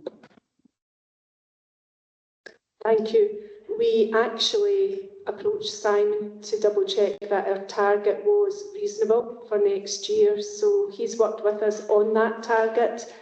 And in order to reduce that trend, we're working very closely with the Alcohol and Drug Partnership through the Planet Youth Coalition. So we have a number of, in fact, about 40 odd partners around this, and we're working really hard with schools in order to do so. In terms of what the actual drug that is being used is, we've got some very live information now coming through a specific forum where we can very quickly determine if there's a change in the type of drug, or some sort of more dangerous drug coming on board within the local area or the surrounding area in Stirling, for example, and we can work really quickly to get that communication out to any of the people who are using the drugs and anyone who supports that area. So yes, I think in summary we're all over it. Thanks so much. That's really good to hear. And thank you very much for your patience for all my questions. Apologies for that. That's me now. Thank you. Okay, thanks, Councillor Rennie. I'm probably remiss myself. I should have probably reminded everybody a little bit earlier, actually, that this is about the improvement in the plan itself. The scrutiny in terms of performance over those elements of it would happen under the Audit and Scrutiny Committee more than sat here. This is more about getting the plan approved through Council. Do you have any more questions in relation to the plan as it sits? No? Okay, thanks, Lorraine. Councillor Lindsay to move the paper. Thanks, Convener. This Community Wellbeing Plan, which was approved last August, provides a framework for an integrated and outcomes-focused approach to improving outcomes for people and communities across Clackmannanshire, including the work of the community planning partnerships. The plan addresses the recommendations of the Christie Commission, aligns with the First Minister's ambition for the country in terms of particularly eradicating child poverty, whole family support and growing the economy, delivering high quality and sustainable public services. The plan incorporates the 12 plans outlined at 3.3, and the report also includes the People Business Plan for the forthcoming year. The plan approaches align with the Wellbeing Law, community wealth building and wellbeing economy approaches. It sets out target priorities, outcomes and actions for 2025-26, and it focuses on collaboration and intelligence gathered from across the system, particularly and most importantly, stakeholder needs, as we've been discussing. Now, as outlined in Clackmannanshire Be the Future programme, delivering sustained and improved outcomes for our communities requires new ways of working, ways that are collaborative, integrated and continuously evolving. This involves working closely with the public in particular, and third sector partners, businesses and crucially empowering families and communities. Now, as we've talked about previously as well, strong partnerships are central to improving outcomes in Clackmannanshire. And existing partnership groups are referenced within this plan, and we've discussed some already, so such as the Children and Young People's Strategic Partnership, Tackling Poverty Partnership, Children Protection Committee, Community Justice Partnership, Violence Against Women and Girls Partnership, Clackmannanshire and Stirling Alcohol and Drug Partnership, local employability partnership and the family wellbeing partnership.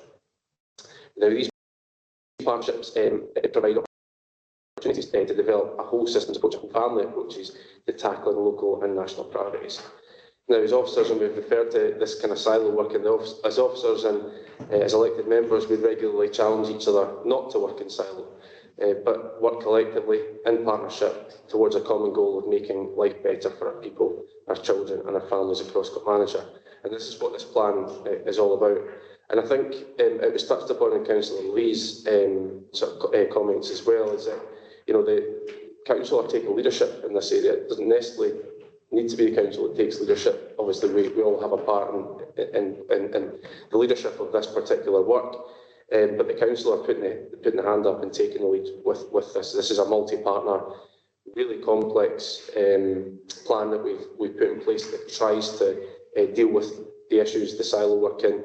But we understand why the silo working happens, because there's so much in each of those areas and each of those plans that people need to focus on. So, when we talk about silos, sometimes we think we're being heavily critical, but we understand why that happens, because these plans are so important and critically important to our people. So I think huge well done to the council for taking leadership, for Lorraine grabbing this and recognising that something needs to be done, and as highlighted, government are looking at Clackmannanshire for the leadership that they are taking in this area. So happy to propose on that basis. Thanks. Thank you, Councillor Law, to second the paper.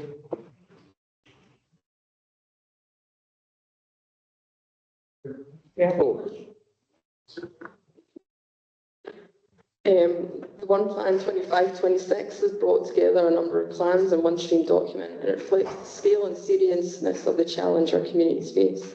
Some of the data is very sobering. We face deep-rooted inequalities that have been amplified by the cost of living crisis just yesterday, with the announcement of inflation increasing by 3.88%. But the plan also shows the depth of our response. It sets out our clear priorities: empowering families and communities, improving health and well-being, investing in our workforce and driving sustainable, inclusive growth.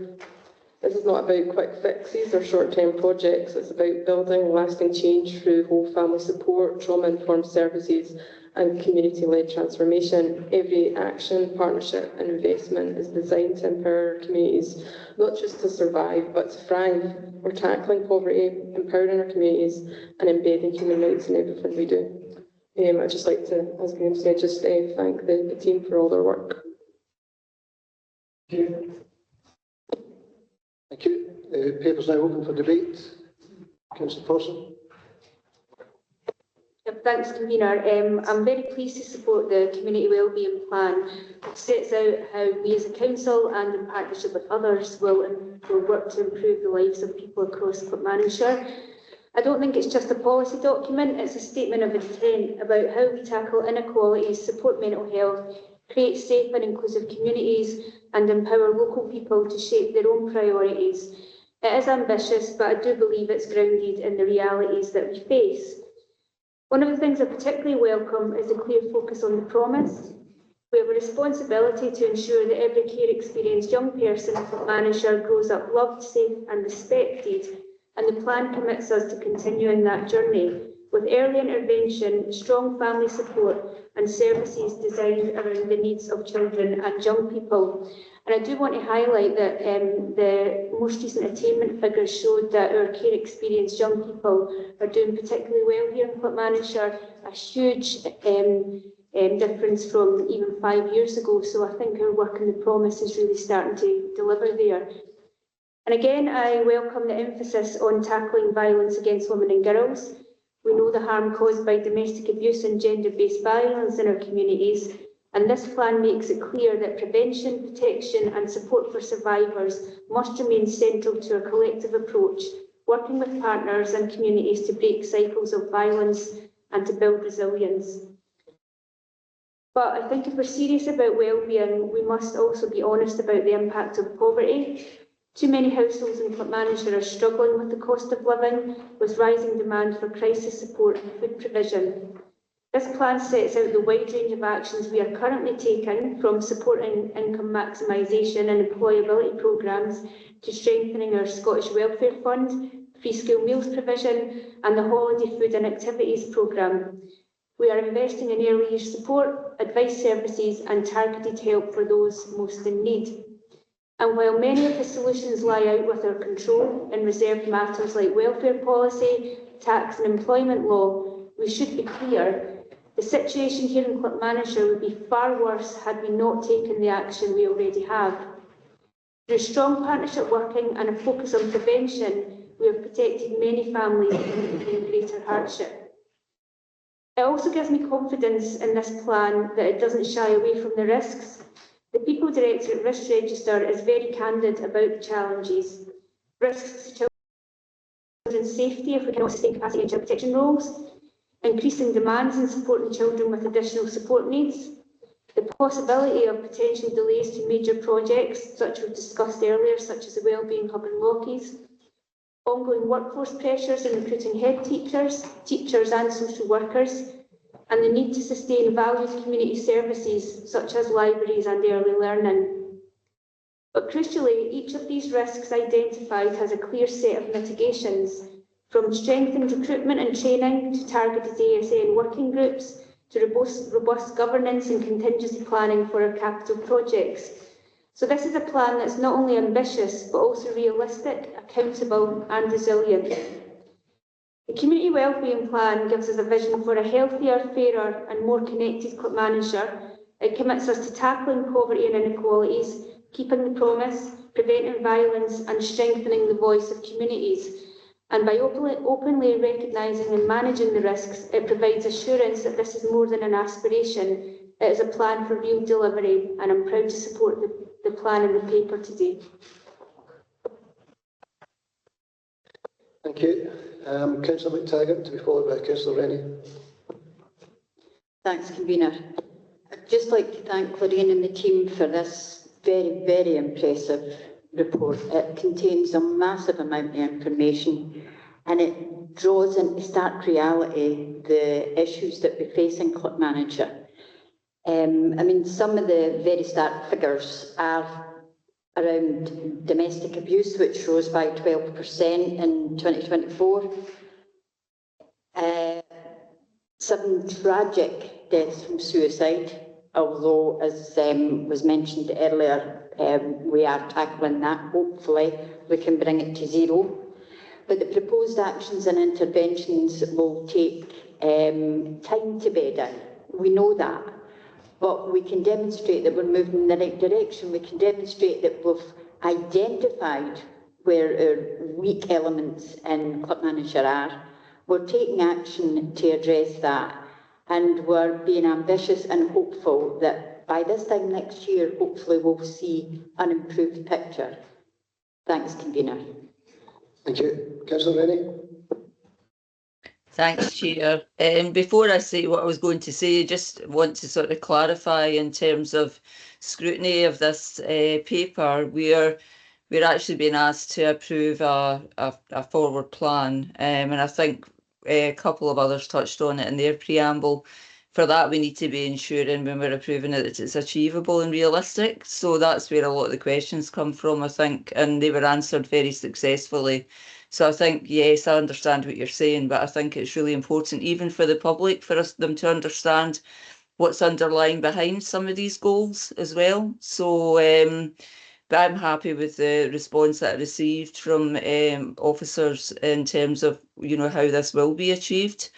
But certainly, I think it's an excellent plan. I was very supportive of the move to one plan for all the different areas, and certainly find that really helpful to see how everything works together and the synergy between all of it and how it all works. I think it's a huge amount of work for everybody. I think Clackmannanshire is innovative in the work that we do in our people service. And I think it should be seen as a model of good practice that can be picked up elsewhere due to the level of complexity within the work, the acknowledgement of that complexity, the acknowledgement of the underlying issues that a lot of people face, and the acknowledgement of particular challenges that happen in the Clackmannanshire area. And I think we don't shy away from that. We don't hide from it. We don't hide from our statistics to show the challenges that we do face. And I think that honesty and transparency is really, really important, but also we now have plans in place which, you know, hopefully we will be able to achieve to tackle those issues. So I'm very grateful to the team. I think they always go the extra mile, and very happy to approve the plan. Thank you. Any other contributions to the debate? Councillor Lindsay, do you want an opportunity to sum up? No. Okay, the paper asks us to note the continued pioneering approach to planning and reporting which has been supported at national level, and asks us to approve the strategic priorities, outcomes and actions set in the plan. We're happy to approve.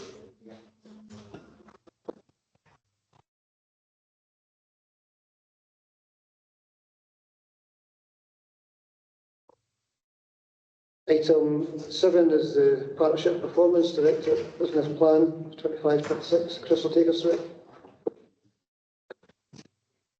Thank you, Convener. Good morning, councillors. So I am pleased to present for your consideration and approval the Partnership and Performance Directorate Business Plan for 2025-26.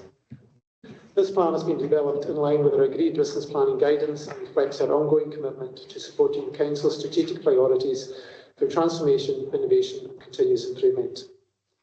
The Partnership and Performance Directorate underpins the delivery of our strategic outcomes by providing, in collaboration with our directorates, essential support services. These services, which include HR, finance, IT and legal, are crucial to ensuring our operations are effective, efficient and compliant with our statutory obligations.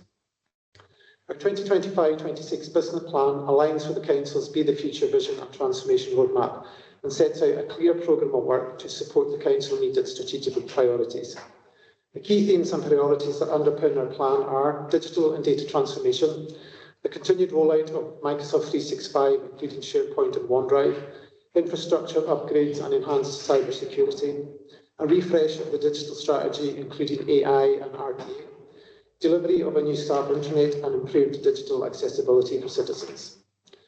Governance and insurance, targeted improvements aimed at changing our internal audit rating from limited to substantial, the completion of our annual governance statement actions, review and integration of performance and risk management framework, and the development of a timetable for our governance documents to be reviewed.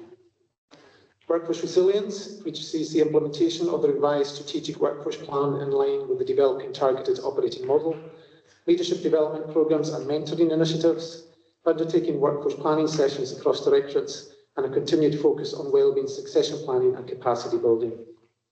Collaboration and innovation, the continued exploration of joint, collaborative and partnership working, strengthening our community planning partnership, and delivery of the communications and engagement strategy transformation programme.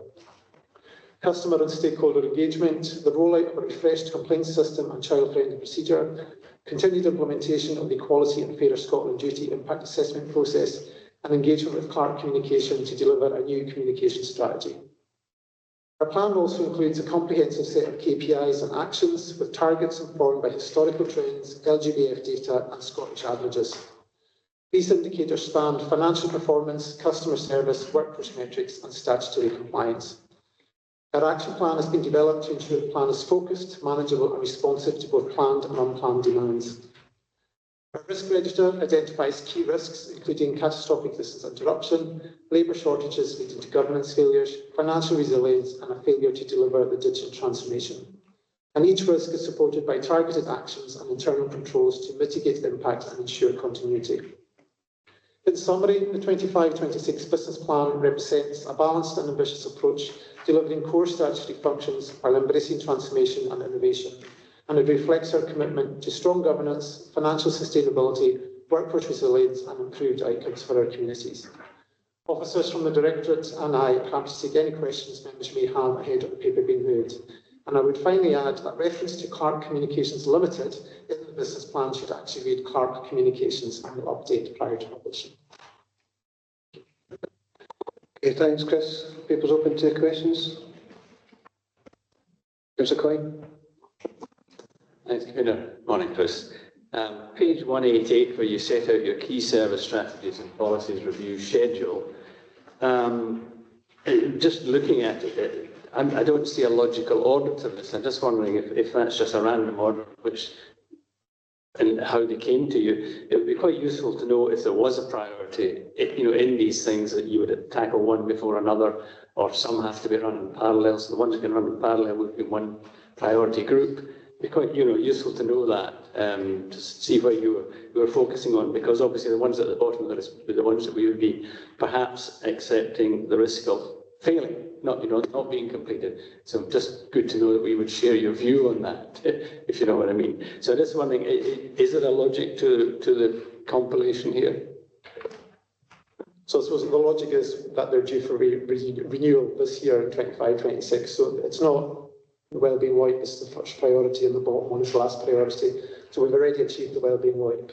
So these are policies and strategies that are due for review during 25-26. And the last time that we took them up, there's a review period within each of these strategies, and this is where we're taking them through. We have colleagues in our partnership and transformation area, Fiona Greenley, is looking at all strategies and policies across the council. I think she's identified about 300 so far, and we'll be taking a priority approach to those and doing a refresh of those coming forward. But for these ones, these aren't listed in any particular priority. These are the ones that we've been working on throughout the 25-26 financial year.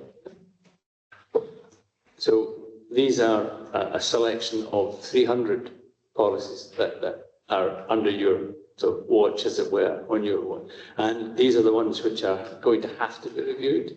Is that what you're saying? Yeah, so the 300 is right across the council. So there'll be a number that will be allocated to PMP, and these are the ones for this year that are due refresh as part of our commitment to meet our outcomes. Okay, understand that. Thanks. Can I ask a question on where is it now? Yeah, where you state that the staff the large number of staff in a certain age group all likely to retire at a similar kind of time. What kind of strategies or plans have you got in place to try and make it attractive to stay on? For example? For example, could you set up a system where you could have them on a supply base, like supply teachers, where you can call them in on a contract, not through an agency, because they get agency fees involved, and that's a direct relationship with the council. I suppose from a holistic perspective, part of the strategic workforce plan will be undertaking directorate workforce planning sessions and looking at the gaps, and looking at the turnover, and looking at the areas where staff may be leaving. We do have hopefully have a number of incentives of encouraging staff to remain longer with us. So we do flexible retirement, where staff can access their pension early, but have either stepped down a grade or reduced their working week. We are rolling out a number of flexible working practices. We've got carers policies, and also we've got flexible working, hybrid working now, which is encouraging people hopefully to stay. We do have supply teachers. We have pool supply teachers. We have casual pools for different areas. It may be an area that we look to expand in the future, that we can tap in at short notice to these pools. But we do hopefully have a lot of policies and processes in place that will continue to encourage staff to remain in employment. We do acknowledge, though, that staff do at some point wish to leave the organisation, and we need to look at our own succession planning. We are aware that across Scotland there are difficulties in recruitment. It's a challenge, and we'll be addressing that through AI, for example, or automating processes. It's acknowledged across the Scottish local authorities, and I think one of which Alistair kindly highlighted to me this morning, the Scottish Local Government Workforce Report. There's an asking there from the Scottish Government to access sustainable funding and long-term skills and workforce planning models, and directing FE and HE to meet workforce needs and training people up so when people are leaving, we are able to fill those posts. But keeping our current staff is a priority. Okay, any other questions? Oh, sorry, Councillor Quinn. On you go. Thanks very much. Just on page 197, you're talking about the Clackmannanshire Alliance Board will build on, etc., etc. I just wondering, who has the power to make that happen?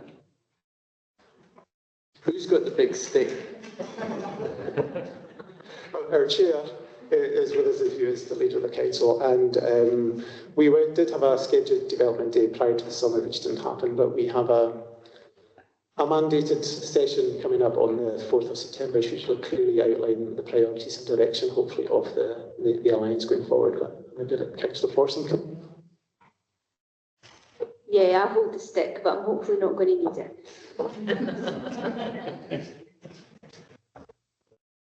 Okay. Councillor McTaggart.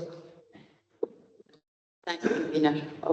Apologies, Dennis, I thought you were finished. Well, I thought I was too. We were hopeful. Hi, Chris.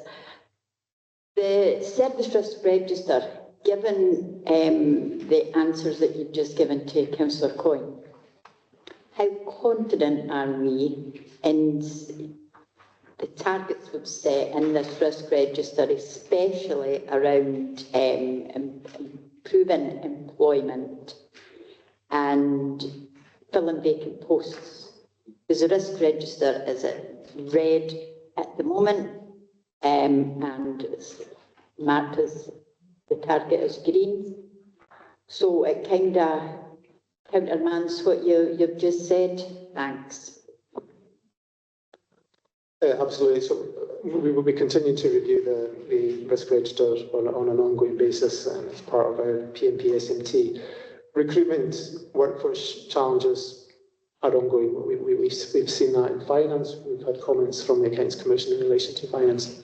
Thankfully, though, we have a full establishment now within finance, but there are continuing difficulties in it, and we can't sustain it ourselves. So obviously there's work ongoing with the target operating model in terms of developing a more agile workforce and how we deliver our services, but also the collaboration work and partnership and how we deliver our services going forward to ensure that we're able to have a workforce that is skilled and agile enough to be able to move into these areas. But it's going to be a difficulty and a continuing difficulty, and as I say, it's acknowledged right across all local authorities in terms of particularly professional roles, whether it's health and safety, accountants, solicitors, HR, these types of roles are difficult.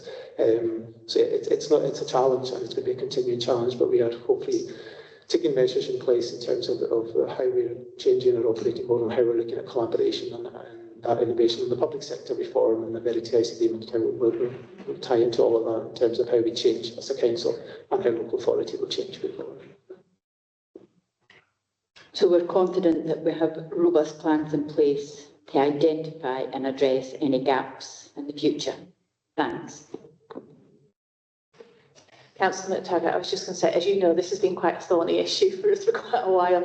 I think the difficulty we've got is that in different parts of the organisation at different points in time, the pressures have popped up. So we seem to get one thing resolved, that seems to steady out, and then we'll have a big pressure in another area. That seems to be symptomatic of the market. But additionally, as the smallest mainland authority, obviously there are issues in terms of the design of our roles and what we're able to pay, you know. So we have become increasingly aware, even when we look in the Forth Valley context, because councillors will be aware that some of our staff between the three council areas are moving round the three council areas as new and exciting opportunities, you know, sort of pop up in one of the other partner organisations. And speaking from a Clackmannanshire point of view, we probably have broader scopes, so we have more consolidated activities under one kind of leadership or supervisory portfolio, and probably lower pay rates than our neighbours, which means that it is more difficult to attract. It's one of the things that I'm thinking about when we're looking at the redesign. So, you know, we've got a bit of a tension there between keeping our operating costs as low as possible, given the financial pressures we've got, but also our ability to recruit and retain staff. And it's something that I've been flagging with the leader when I've been sort of starting to highlight some of the thinking that we need to do around the target operating model that Chris mentioned. So I don't think I would say that we've got it cracked. I think the issue is it keeps popping up in different places depending on the pressures in particular professions at different times. Okay, thank you. Councillor Coyne. Yeah, along the same kind of lines. I was on page 199. I was looking at workforce planning as well for agency workers, skill gaps, things like that. But just was wondering, you know, how are we going to kind of solve these things? Maybe we want to encourage some of these older people to retire so we can get younger people in that maybe have different skills.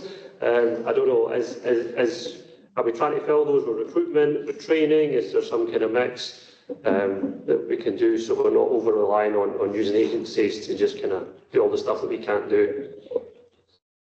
I suppose it's a mixture there, so developing our own internal staff, and I think Alistair may want to come in on career progression, but we're looking at how we build our own internal capacity and people are able to go into jobs and progress through the organisation. We're undertaking a skills matrix approach to determine the skill set across the organisation. Alistair's been involved in a skills matrix with our digital transformation team and which will inform our training needs analysis. In terms of workforce planning, we'll be looking at different ways, so whether that is training programmes for leadership or wider than across the whole council. I made reference to that Scottish local government workforce report, and in there the role of possibly FE and HE in how they can support the local government workforce and offering programmes there. So there's probably a lot of work and touch points with FE going forward in relation to that. Apprentices, we do have apprentices within the council, particularly probably in the planning directorate. We don't have an in-house modern apprentice resource anymore, but there are different strands that we can look at exploring through that whole workforce planning lens to understand how we can grow our workforce, or not necessarily grow in terms of skills development of our workforce, but also the target operating model, which will look at the roles and the agility of staff to be more flexible and move into different roles and how they're developed and able to do that. Excellent, thanks. Okay, thanks, Chris. If there are no more questions, Councillor Forson to move the paper. Yep, thanks, Convener.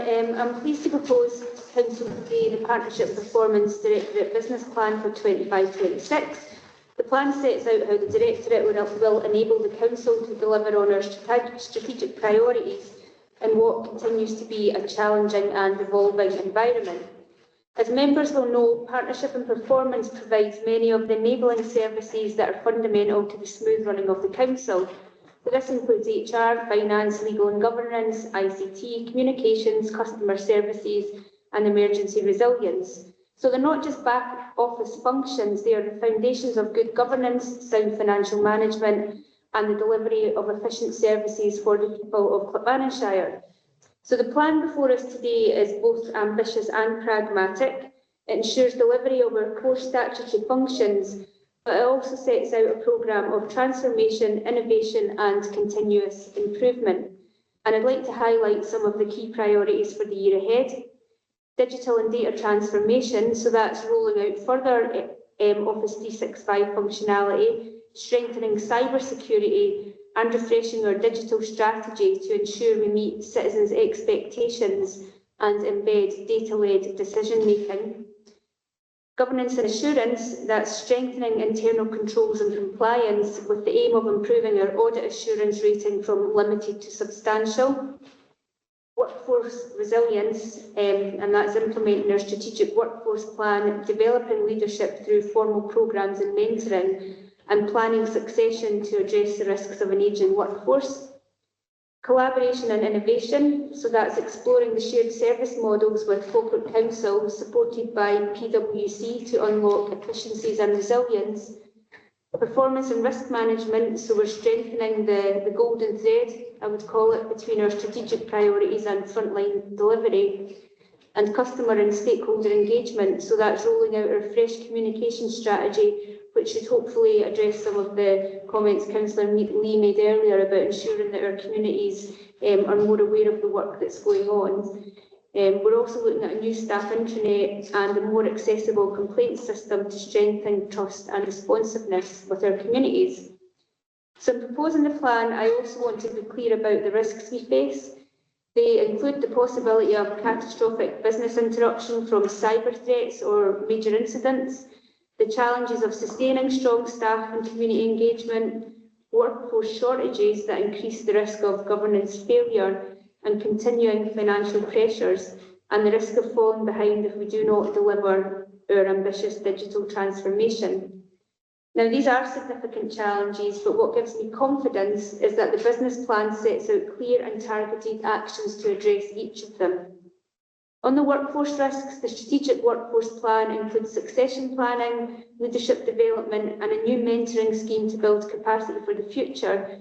We are also acting to improve wellbeing and retention while adapting our approach to attract talent in a very competitive labour market. On financial pressures, the Directorate is central to delivering robust financial management through the medium-term financial strategy, budget monitoring and savings delivery.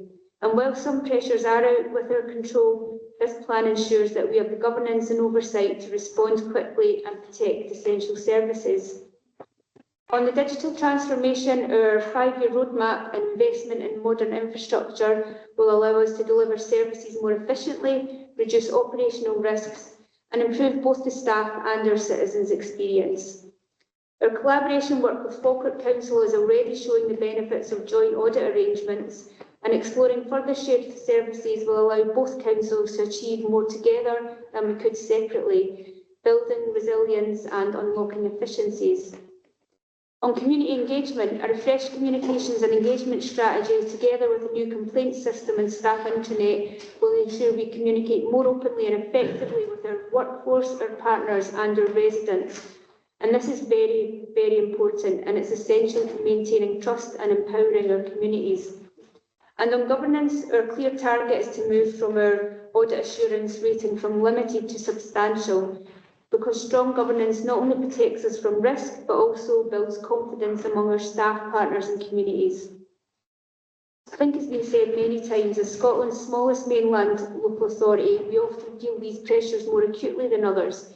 Yet despite this, the Directorate continues to play a pivotal role in ensuring the Council remains resilient, responsive and forward-looking. By approving the plan today, we're ensuring that Council has the leadership, infrastructure and support it needs to continue delivering better outcomes for our communities, even in the most testing circumstances. I therefore move the recommendations at paragraph 2 of the report, that the Council notes the strategic context and key priorities outlined in the report and approves the business plan for 25-26. Thank you. Thank you. Councillor Hamilton to second.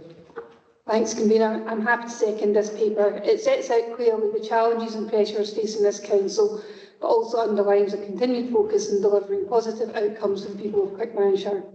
The report highlights our partnership work and performance, drawing on the findings of Audit Scotland, and acknowledges the very real issues we face, such as the retiring age of our workforce and the need to sustain skills and capacity for the future. What is encouraging is that, even with these pressures, there is a clear commitment to progress. By working together across services, with partners and with our communities, we are positioning Clackmannanshire to continue building resilience, improving services and supporting those who rely on us most. For that reason, I am pleased to support this paper. Thank you. The paper's open now for debate. Does anybody wish to debate the paper? No? Okay, so the paper asks us to note the strategic context and key priorities outlined in the report and to approve the Partnership Performance Business Plan for 25-26 to be attached as Appendix 1. I'm happy to approve. Okay, thank you. We'll take a quick comfort break till 10 to 12, colleagues. Thanks.